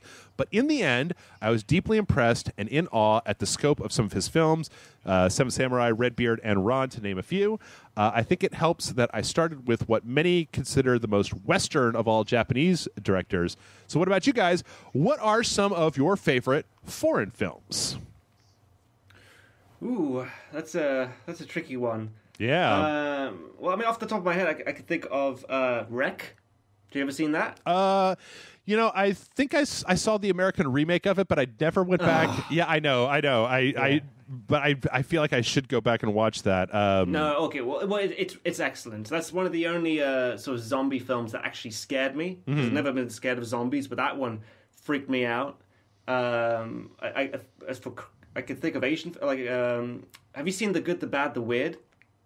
I have. That's an excellent movie. Yeah. Yeah. It's like a Korean Western that takes place in China, in Manchuria. And it has I remember watching it, and it was right after Kingdom of the Crystal Skull came out. And I'm watching this is what that Indiana Jones movie should have been, right here. So I just pretended that one of the main characters was Short Round, for it to make sense. But it's good. It's like a Western and an Indiana Jones movie in China. So yeah, I'm trying to think of movies. It's funny. Okay, so there was a time where I used to watch more foreign movies. I'll watch a fair amount of movies from Asia. But I don't usually watch a lot of Western or European, French or European foreign movies, right? As opposed to Asian foreign movies. What would you count as European? You're thinking just French and German? And Italian, yeah, French, German, Italian. Those sorts of things. But I was actually thinking. Yeah. Go ahead. Well, I was just going to say, you can count the spaghetti Western films as foreign. Like the Fistful of Dollars, Few Dollars More, Good, the Bad, and the Ugly. Yeah. Those are 100% Italian. Yeah. It's weird. If you can, then I would take them because that is... I really like those movies. But I don't know. That's a hard call to make. So, but I was actually thinking about how I feel like I used to really, really I was a really big fan of Jean-Pierre Jeunet back before he did Amélie and before Alien Resurrection. His first two movies, Delicatessen and City of Lost Children, are both just wonderfully crazy and bizarre. And I really enjoy both of those movies, especially Delicatessen. Delicatessen's strange because it's a world where seeds are the currency. So people are cannibals, I guess. It's a weird post-apocalyptic thing. Yeah, it's one of those films that I've always been thinking about watching at some point. But yeah, no, I heard that it's meant to be really, really good. Yeah. City of Lost Children is a lot more polished, and it's a little bit stranger, but that's a really good one. Would you count British films as European? As European, I don't know. Yeah. That's a hard question. I don't know. I don't know how to make these judgments. Because you could do Attack the Block. That's a pretty awesome film. Yeah. Any of the Shaun of the Dead sort of movies. I forget the Cornetto trilogy. Mm-hmm. Yeah, that was a badass. I was actually just thinking that they just put Train to Busan on Netflix. Have you seen it? I have. Have you seen that one? Yeah, I've seen it. Yeah, it's all right. Although there are some parts that kind of bug me in certain scenes, but otherwise it's a fun film to watch. I'll tell you the one too that I feel like a lot of people haven't seen that I really love. It's a couple of let's see. I think this is a Chinese movie. So Stephen Chow. Do you know who that is, Nick? It sounds familiar. Who's he? He's the guy who was the main character in Kung Fu or the God damn it! Kung Fury? No. The soccer movie. Oh yeah. I didn't like that one. I think What the hell was that? I got a recommendation. Shaolin Soccer. God damn it! The Raid. Oh, absolutely. Hell yes. Yeah, 1 and 2. They're absolutely have you seen both? I have. They're both absolutely fantastic. But hold on. Let me go back to this because Shaolin Soccer, I feel like is the one that everybody has seen that has Stephen Chow in it. But he is a huge filmography, and there's actually a movie that came out 5 years before that called The God of Cookery, and it's basically a kung fu revenge story, except instead of kung fu, it's chefs, and it's silly. and it's redonkulous, and I think that it's just incredibly fun. So if you've never seen The God of Cookery, I think you can actually probably find it. I think there's a version of it on Netflix, but it's like a bad version. I would highly recommend everybody look for the original edit as opposed to the edit that's on Netflix, or if that's the original edit, look for whatever the other one is. There's also another movie called Wild Zero that I love that is a Japanese zombie movie starring this punk rock band called Guitar Wolf, where it's just fucking balls out insane. Like the story is about this guy named Ace, who is like the biggest fan of this punk rock or this rock and roll band called Guitar Wolf, who I've actually seen in concert. They're a real band, and then the zombies show up, and it's like it's ridiculous. It sounds insane already. It's just by the name of the band.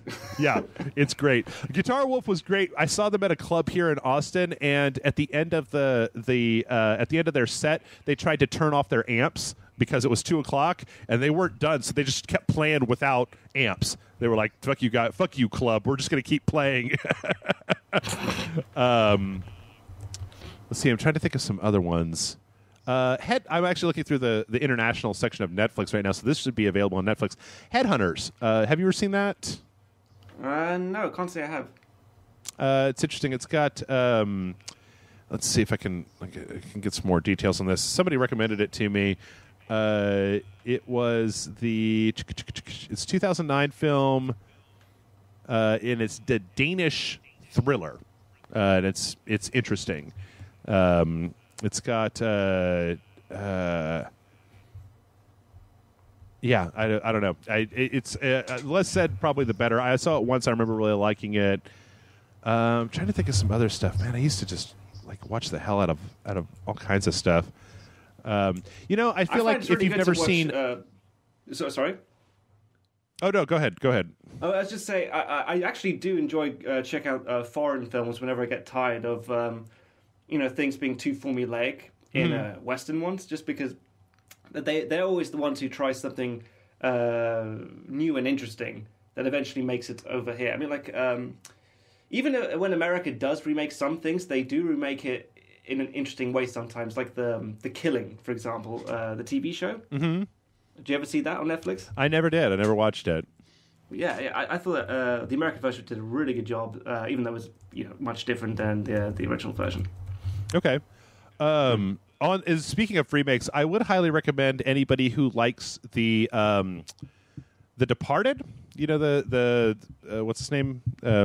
It's the guy. Martin Scorsese's version of the Departed. Yeah, it's based on a Hong Kong cop series called Infernal Affairs. Yep. Really good. I've seen them both. I kind of like. I think it's because I saw it first, but I kind of like Infernal Affairs better, and I think it's because I think that the idea of a very powerful mafia works better with the Yakuza as opposed to the Irish mob. Because the Irish mob, they don't really have that much of a influence anymore as opposed to the old days. Yeah. Was the Triads? You mean that the Triads, the one in Infernal Affairs? Yeah, they of course will always have a presence in that part of the world, so it does make more sense. Yeah, and then let's see. If you haven't ever watched, these are some easy ones, but if you haven't ever watched Old Boy, the original Old Boy, or any of that original, he called it the Chan Park-wook called it the Revenge Trilogy. So it's Sympathy for Mr. Vengeance, which I think is the best of the three. Old Boy, and then Sympathy for Lady Vengeance those are good ones. And then just to not to keep everything in Japan and Asia. Time Crimes. Have you ever seen Time Crimes?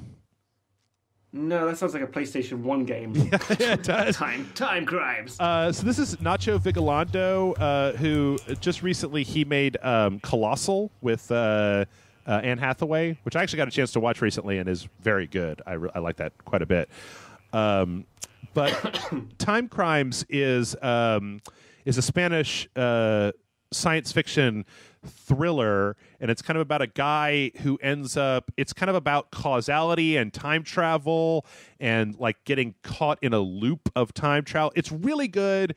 I highly recommend that you go watch it. If you've ever seen the box art, you've been thrown off by a guy wearing a pink scarf around his head.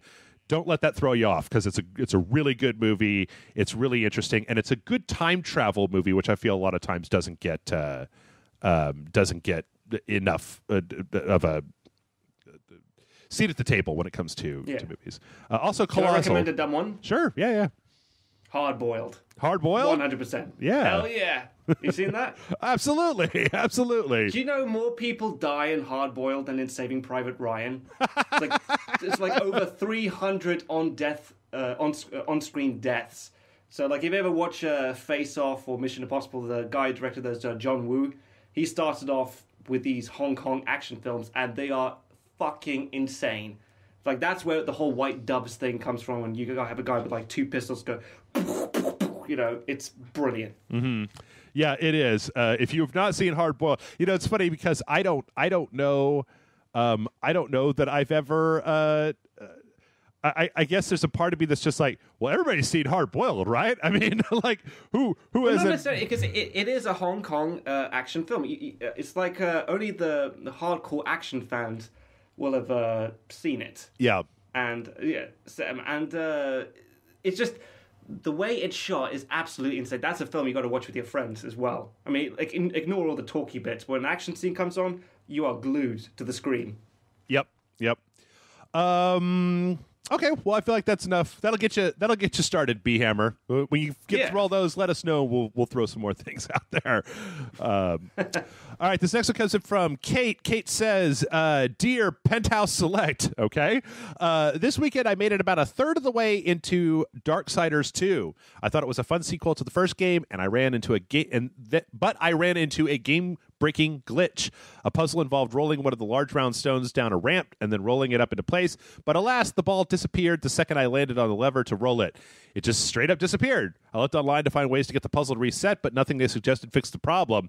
So now the game is halted, and I don't feel like doing all that shit over again. I'm not going to ask you about game-breaking bugs in other games, but if you want to talk about it, go ahead. Instead, I'm going to ask, is the game good enough to give it another shot in the hopes of the bug or any bug not occurring and halting my progress, and why is it good enough? Thank you for taking the time to answer my question. Little patron, Kate. So I guess this is a good question. Let's establish a baseline here. Have I played Darksiders? Well, have you played Darksiders 2 is a good question, yeah. Yes. Okay. And the answer is no. This is really your forte. The main question that I was having is, when was the last time you ran into a bug that literally where the only option was going to be to restart the game? Off the top of my head, actually, you know what? I can't think of anything recent, but I can remember when we were working on the loading bar, and I was bitching about one particular game, and it was, I think it was Tron Legacy. Mm-hmm. And it was because I did not know where to go. And I remember because for much of the game, when you press the R3 button, like a light comes from your hand and it points you in the right direction. Mm-hmm. And then it just stopped doing it at a certain point. And I just got fucking pissed. I had to turn it off and just like go to you to vent and ask you if you had the same problems I was having. Yeah. Yeah. So, yeah. It's been a long time since I've run into a bug like that where literally the only way to solve it is to go back and play the game over again. To be honest, Kate, I do think that Darksiders 2 is a very good game. Usually, though, the thing that I have to do when that happens in a video game is I have to walk away from it for a little while. I have to put it down and go play some other stuff and kind of go on with my life. And then once some time has passed, then I can go back and play it again. Because, we were talking about this, for some reason we were talking about this last week, but I feel like any time that a game makes you replay the same thing that you just finished playing, which this may be a little hypocritical because I was just talking about how much I like Night Trap, and it pretty much does that all the time. It makes you just replay a thing because you failed. But a game that makes you replay a significant chunk that you've already just played, it's one of the most, it like really grinds your momentum to a dead stop, because you're just like, oh fuck, I already know everything that happens here. I already know, what's going to happen, what I need to do, what's going to happen when I do the thing. That sense of newness, that sense of discovery, even if it's a game that you like a lot, if you're just playing it over again to experience it, even then the feeling of grinding the game to a stop, and then making you start back over again for a lot of games is just, it's pretty intolerable. A lot of times it can really just totally and completely kill it. So I don't know. For a game like Darksiders 2, like some games you could play differently. So like, let's say that you were playing, look, I know. Let's say you're playing Dark Souls, right? You got to a place where the right. where the game fucked up. Or let's say you're playing, okay, you know what? Let's back it up. Let's say you're playing Diablo, right? And you're playing through Diablo and you got to a place and the game broke and you were like, "Oh fuck, I'm going to have to start this game over again." Well, in that case, you could maybe start over again as a different character class, right? You could at least make that change. So you could be like, well, there's 5 character classes. I was playing as the witch doctor. Maybe I'll go back and I'll play, the sorceress to see how it's different, and then I can at least have that as a different experience. Which isn't a great example because since Diablo is procedurally generated, it's going to be different every time anyway. But if you have a way that you can go back and play the game differently, but Darksiders is a pretty straightforward action adventure game, so you're probably not going to be playing it largely different than what you did before. So I would highly suggest put it down, go play something else for a little while, get that, kind of get the reset button hit on your experience with that game, and then go back and play it again after like a month or two has passed, because otherwise I feel like you're just going to be forcing it. And then you're starting to, if I tell you that it's worth it, that I feel like I've be elevating your expectations to a ridiculous point where I'm like, I like Darksiders 2, but I don't know if it's worth just playing, over and over and over again without a break. So that is what I would recommend. Yes, everyone has their limits, clearly. Mm-hmm. And you reached yours with Witcher 3. I'm sorry. I just had to, all right, our next question comes in from JD. JD says, Jeff and Nick, with Sonic Mania out, and from what I've heard, doing well, my friend and I got into a discussion about why Sonic works so well in 2D, but is pretty hit or miss in 3D. After a lengthy conversation, we never came to a definitive conclusion. I'm curious to know what you think. Why does Sonic work so well in one perspective, but not so well in another? Are there any other franchises that suffer from the same transitional problem? Thanks for all the hours of entertainment. I hope you guys have an excellent week, JD. And then just because we're talking about Jeff can't say things right, he says, P.S. No offense, Jeff, but can you please stop pronouncing it Polybus? It's pronounced Polybius. Polybius. Okay. Polybius? Is that what it means? Says Polybius. So Polybius, I guess. Much like the children of the 80s, it's been driving me crazy. Thanks. That's fine. I don't know. You say different things different ways. Whatever. You know what I'm talking about, JD. Anyway, so okay, let's start with the usual. Nick, you've played Sonic, right? Yes, I had the Sega Mega Drive when I was younger. All right, so good. I played the shit out of that. Okay. Have you played any of the post-Genesis Sonic games? No, but I saw some gameplay, and fuck me, does it look awful. Mm-hmm. Like, just anything like where it's all third person, and you're just like racing around. I just couldn't stand it. I think the reason why the 2D works better is because the character's easier to control. Mm-hmm. I mean, you don't have to worry about steering or anything like that. You just, you kind of do. You know what I mean. It's much easier to play. Yeah, there's okay. So in 3 dimensions, I was actually having a conversation with Matt Frank about this the other day about Sonic in general, and so Sonic's MO has always kind of been you go real fast, right? That's what Sonic games are about, and so in that way, I feel like going fast in a left to right side scroll, like the simpler you can make the controls, the easier it's going to be for people to actually control Sonic going quickly. Whereas if you have like an analog stick that you're using and you can make adjustments, then I feel like it starts to get a lot more fiddly. Whereas the default of Sonic is kind of this like Mario, but running real fast all the time to the right. I'm Sonic, go, Sonic. And so, yeah, I feel like that's, I don't know, I feel like it's a little bit self-explanatory. I think so too. Yeah. Because but then I'm not the biggest Sonic fan in the world, so I've never played any of the 3D ones. I played the BioWare made a Sonic RPG at one point. I played that, and I didn't really care for it all that much. But I don't know. Maybe you could tell me this, Nick. If you were going to like try to get somebody to like Sonic, like what are the things that you like the most about Sonic and the Sonic franchise? Just the speed of it. Mm-hmm. And the ease of playing the game.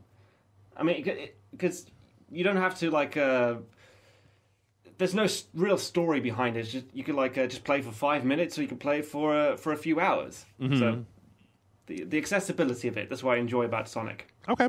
It's just a fun game to play. Yeah. I guess I always feel like I'm missing a lot of the level, because it seems like the levels always have all these like little ins and outs and turns, but because Sonic runs so fast to one side, I'm just kind of like missing a bunch of stuff. And like I don't want to, it's kind of the same thing I was talking about before. I don't want to like go backwards in the level. Like I don't want to, it's like, oh shit, I missed 4 rings, I need to go back and get those 4 rings. But it always feels like the levels always, and maybe they aren't, and that's just my perception, but it always feels the levels are very large, and that I'm missing a lot of the level because I'm just on this really fast track moving from left to right. Yeah, no, I can see that. Well, I just like the fact that it's a pick up and play. Okay, that's all. Yeah. So let's see if we can think of anything for his other question. Are there any other franchises that you could think of that suffered the same transitional problem of moving from 2D to 3D, or working in one perspective but not working in another perspective? That's generally Nintendo in a nutshell. You think so? Yeah. How so? Well, I mean, like the transition of all the old characters that were made for a certain device back in the day don't necessarily work in modern gaming. At least I don't think so. Mm-hmm. You think that like give me an example, like Mario? Because I don't know. I always felt like the 3D Marios they've got pretty good at those. Oh, like Mario Kart and stuff. But you don't really need to have Mario himself in the game. Mm-hmm. I mean, you enjoy it for the driving. Okay. So yeah. Whereas like the old Mario games, like you need to have him in order to have that game make sense. Okay. But try to do another jumping game, it's not going to really work. Fair enough. I'm having a real hard time thinking of anything. So we're just going to move on. We got 2 more questions here. This next one comes in from Michael. Michael says, hello, Jeff and Nick. Thanks for answering my question. I hope you're doing great. With the work that I do and the need that I have, the need that I and many have to multitask, even with free time devoting attention to reading a book physically seems like an outdated practice, so I usually turn to audiobooks. For instance, I listened to Ready Player One, narrated by Will Wheaton, and thoroughly enjoyed the book and Wheaton's reading, but after hearing your opinions on it, I think if I had been physically reading it and paying a lot more attention to the deluge of references, I would not have liked it as much. My question is actually in regards to the difference between reading a book yourself or listening to audiobooks. Would you say there is a difference between listening to a story being told to you by an experienced vocal performer or reading it yourself? And could it affect your enjoyment of the written word? Hail Doncles and stay frosty, your humble fan, Michael. So do you do audiobooks that much? Do you not very much. I mean, like every now and again, if I'm like traveling somewhere, mm-hmm. like on the tube or something, then I might. But generally, I prefer to read a book. Just old school, yeah. Well, yeah, because I think it's when you're listening to an audiobook, you're listening to the performance of the actor, and you're more aware of what he's saying. Whereas with a book, if you're reading a really good book and you're not even aware that you're reading, then you just have imagination overdrive going on. Mm-hmm. Yeah, I agree. I think that, and I think that the way that you can really understand this is that everybody knows that that there's a certain amount of expression. There's a certain amount of communication that happens. That's what I was looking for. There's a certain amount of communication that happens between people based on your inflection. Like, what do they say? That like it's like 20, like it's like 70% like your body language and like 20% your tone, and only 10% of communication is done through the actual honest to God words that are coming across to you. And that's why it's so different to, read a comment on the internet that has no context, or read an email, or, read a book and it doesn't have any context, as opposed to talking with a person, why those things are very different. But one of the reasons that I always stay away from, or that I don't really usually use audiobooks, is because I think that when you do that, there's a certain amount of tone and emphasis, and there's information that's being conveyed to you by the person reading the book that is forming your opinions about the book, that is making you feel certain ways about certain scenes or certain ways about certain things. And I personally prefer to kind of have it all up in my head, to have my voice saying it, right, as opposed to somebody else. It's very rare, I think, for an audiobook to surpass just reading a book. However, there's one example I could think of. Have you read The Disaster Artist? No. It's a book by the guy who worked with Tommy Wiseau in the making of The Room. Oh, yeah, they're making a movie with James Franco. Yeah. Mm-hmm. And so so The Disaster Artist is about how he met Tommy Wiseau and how they made the film and all of that. So he unveils all the dirty secrets. Oh. But if you have the audiobook, he reads the audio. He reads the book, but he also impersonates Tommy Wiseau. And he does like a fucking bang-on impression of him. And I'm like, you need to listen to the audiobook over reading the book, because it's so much better. That's cool. That's great. It's funny though, but let me just say this, Michael, that I do want to make it absolutely clear here that I don't begrudge anybody who doesn't have time to sit down and read a book. Like, if your only choice is you're going to listen to a book while you're doing something else, or you're not going to experience a book at all, well, by all means, please. Like, or if that's your preferred way. I mean, I have some friends who they find reading to be kind of boring, so they like to listen to audiobooks instead. And I'm like, if the choice is between listening to an audiobook or not ingesting the book at all, then please do so. But personally, I think that, like I said, that you're getting additional information that I don't know. I guess I've also tried starting, like, I think I tried listening to an audiobook one time, and then I got lost in the MP3 file, and I was just like, oh god. So you're trying to scroll on your phone, and you keep missing and like, oh wait, did I already listen to that part? Should I go fuck it. But yeah, I don't know. Also being a smoker and doing, when I go outside to smoke, I generally tend to pull up the Kindle app on my phone and read a book. Because social media has become a living nightmare, hellscape, where the world is always on fire and burning all the time. And so I would prefer just to read a book about Space Captain Hot Pants and his adventures in the ninth dimension than to look at the world implode around me. Escapism always helps. Yeah. Speaking of Captain Hot Pants, our last question comes in from Ryan or Dunsmore, and Dunsmore says, Jeff and Nick. It says, this one specifically comes to me, but I feel like this one also could work for you, Nick.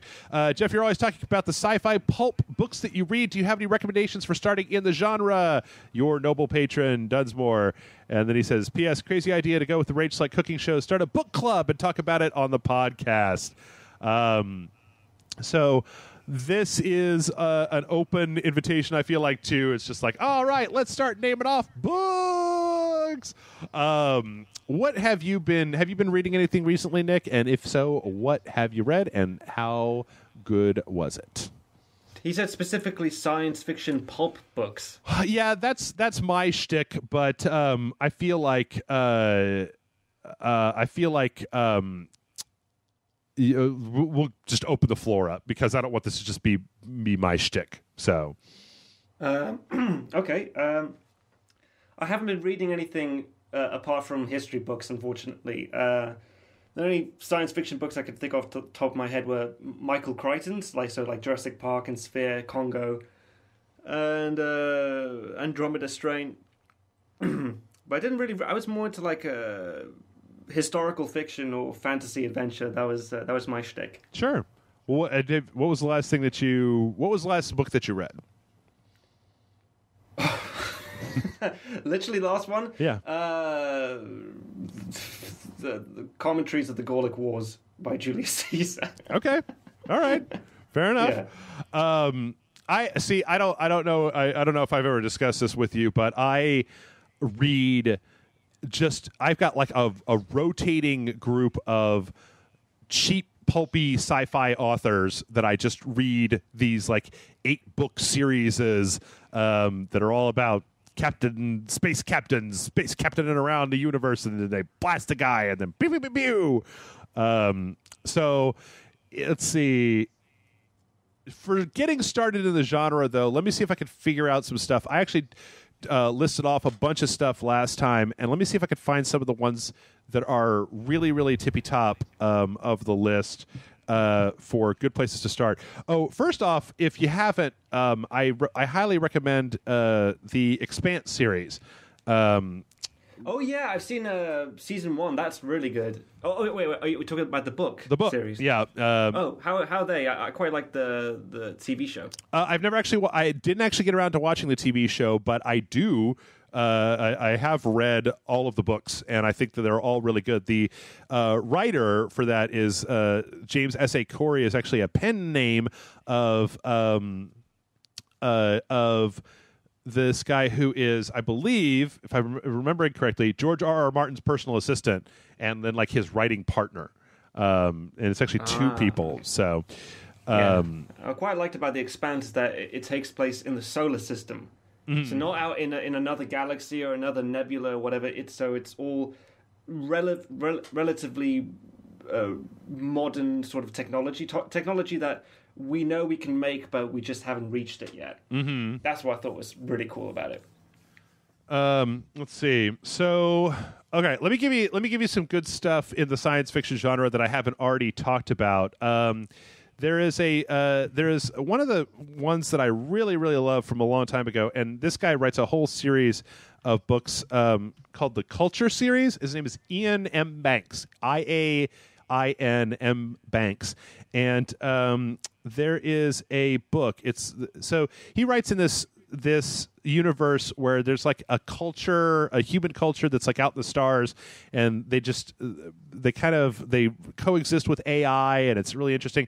But the second book in that series is called The Player of Games, and it's a really good book about a guy who's basically like in this leisurely science fiction world, there's a guy who's like the best game player of all time, and the civilization is trying to contact another civilization who largely solves their disputes through playing a very, very, very, very complicated game, and it's really interesting. Some of the rest of the Culture novels I've read, but they're okay. They're not they can sometimes get very, very dry. I would highly recommend the Old Man's War series from John Scalzi. That is basically about a world where when you get old, you can sign up, and when you die, they put your brain inside of a mercenary soldier that goes out to fight aliens. It's really interesting, and it's better than it may sound at first blush. It's not a spaceship thing, but for kind of more closer to the Vest sci-fi, the latest book by William Gibson, The Peripheral, is very good. I don't want to say too much about it because that's it's got some near future elements, but it's also got some other stuff going on, and I think it's really good. Another great near future book to maybe get started on is Futuristic Violence in Fancy Suits, which is the latest book by David Wong, the guy who wrote John Dies at the End, and it's kind of another kind of near future book about a woman who inherits kind of a strange fortune from an estranged person. It's good. Go read it. Neil Stephenson, if you like the drier side of things, has a book called Seven Eves, which is very long and very complicated and very technical. But like most Stephenson books, if you can kind of get over the hump and get into it, it works really well. I recommend it if you like Kerbal Space Program. It's got a kind of hard astronaut sci-fi stuff in it. I'll just throw out a few other folks here, or a few other series here. Von Heppner has a series. Von Heppner is a really prolific guy, but he has a series that probably good to start on called The Lost Starship. That's about, it's literally like, Nick, I can't make this up. I can't. This is maybe the cheesiest one of them all. The main character of the Lost Starship series is oh God, what is his name? He's Captain Maddox. He's an agent of Star Watch, and he's heard about a lost starship that could defeat the evil new men who have come from across the galaxy to enslave mankind. They're better than us, but Captain Maddox is an intergalactic space. He's putting together a crack team, including a drunk Irish pilot, and a by the rules Navy captain, and a eccentric scientist who maybe has a dark secret. It's so cliche.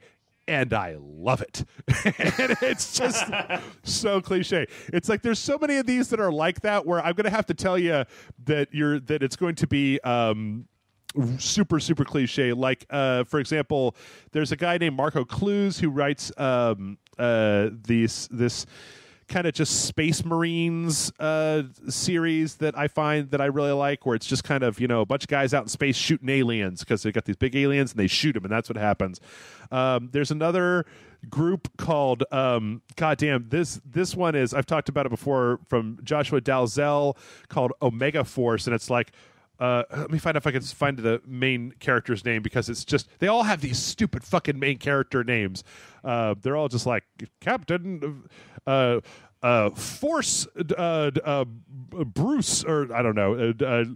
Let's see. This guy is Jason Burke. This is the description for Omega Rising, the first Omega Force book. Jason Burke was a man hiding from himself in a small cabin high in the American Rocky Mountains when his simple, quiet life was shattered one night when he first assumed was an aviation mishap. But when he investigates the crash, what he finds will yank him out of his self-imposed exile and thrust him into a world he never could have imagined. He suddenly finds himself trapped on a damaged alien spacecraft and plunged into a universe of interstellar crime lords and government conspiracies. Along the way, meeting strange new friends and enemies. As he struggles to find his way back home, he is inexorably drawn deeper into a world where one misstep could mean his death, or worse, he desperately wants to get back to Earth, but it may be the end for him.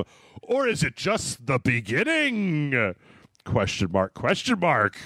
Wow, that's a lot to promise. Yep. For a book. Yep.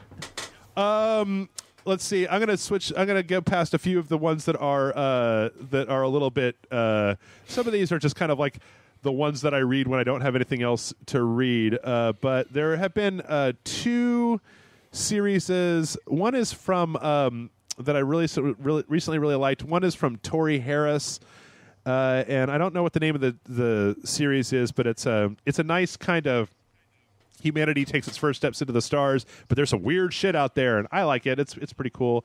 And then there's a guy called Jack Campbell that's written this whole group of books called The Lost Fleet, and the first one is called Dauntless, and it is it's a real interesting book. It's like, let me see if I can find who's the name? Oh, his name is the name of the main character's name is Blackjack, and he's the legendary captain who 100 years ago staved off the syndicate, but he was lost, but it turns out he was in an escape pod floating in space for thousands of years, and now he's been brought back, and he's got to teach these future people how to fight the old-fashioned way. Yeah, motherfucker.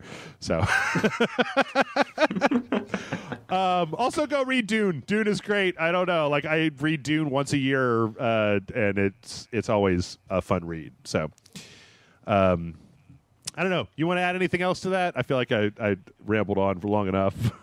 Well, not really, because I explained that I don't really read that many science fiction books. Sure. So it's mostly just like historical fiction. So if I read anything by Bernard Cornwell, he does stuff about Vikings, the Napoleonic Wars.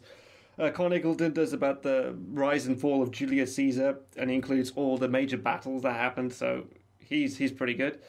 Yeah, that's about it. I'm recommending authors more than I am books. Okay. But yeah. Fair enough. Well, with that, we're gonna get out of here. Nick, why don't you tell? I'm sure that they're okay. Listen, podcast listener, if you have not already been to the History Buffs and become a subscriber and a patron and all that other stuff, just fucking, what are you doing? Why are you even listening? Go, do it. But let's just say, on the offhand chance that somebody saw this in their recommended videos because it's the most popular video that we've ever done on Rage Select, Nick, why don't you tell the people how they can get to you and what you're doing at the place where you are? Okay. Well, I've got a channel called History Buffs, and I review historical movies, and I tell people how accurate they are. So how accurate was Saving Private Ryan? How accurate was Braveheart, Gladiator, Amadeus? And if it's a good film that's trying to be historically accurate, I praise it. If it's taking the piss on intentionally, then I just rip it to shreds, basically, like the film The Patriot. And currently, right now, I'm working on HBO's Rome Season 1. Ooh. So I'm going to do a review of that. Hopefully that should be released either by the time this podcast goes up or shortly after that. So, yeah. Okay. And what's the easiest way if you just type History Buffs into YouTube? Yeah. I'll be the first one that comes up. Okay. And you got a Patreon as well? Patreon.com/History Buffs? I do, yeah. I got a Patreon and Twitter and Facebook as well. So, yeah. Just type in History Buffs Patreon on Google and you'll find me there. Okay. Excellent. Cool. Thanks, dude. Yeah. Thanks, everybody, for listening. Thanks, Nick, for dropping back by again. This has been real fun. Everybody, have a wonderful week. And, take 10 minutes and just go play some video games or just go to read a book. Have some fun. Have a little bit of fun. And then you can go back to the goddamn horror show. I got to go back to the goddamn horror show, Nick. Ah!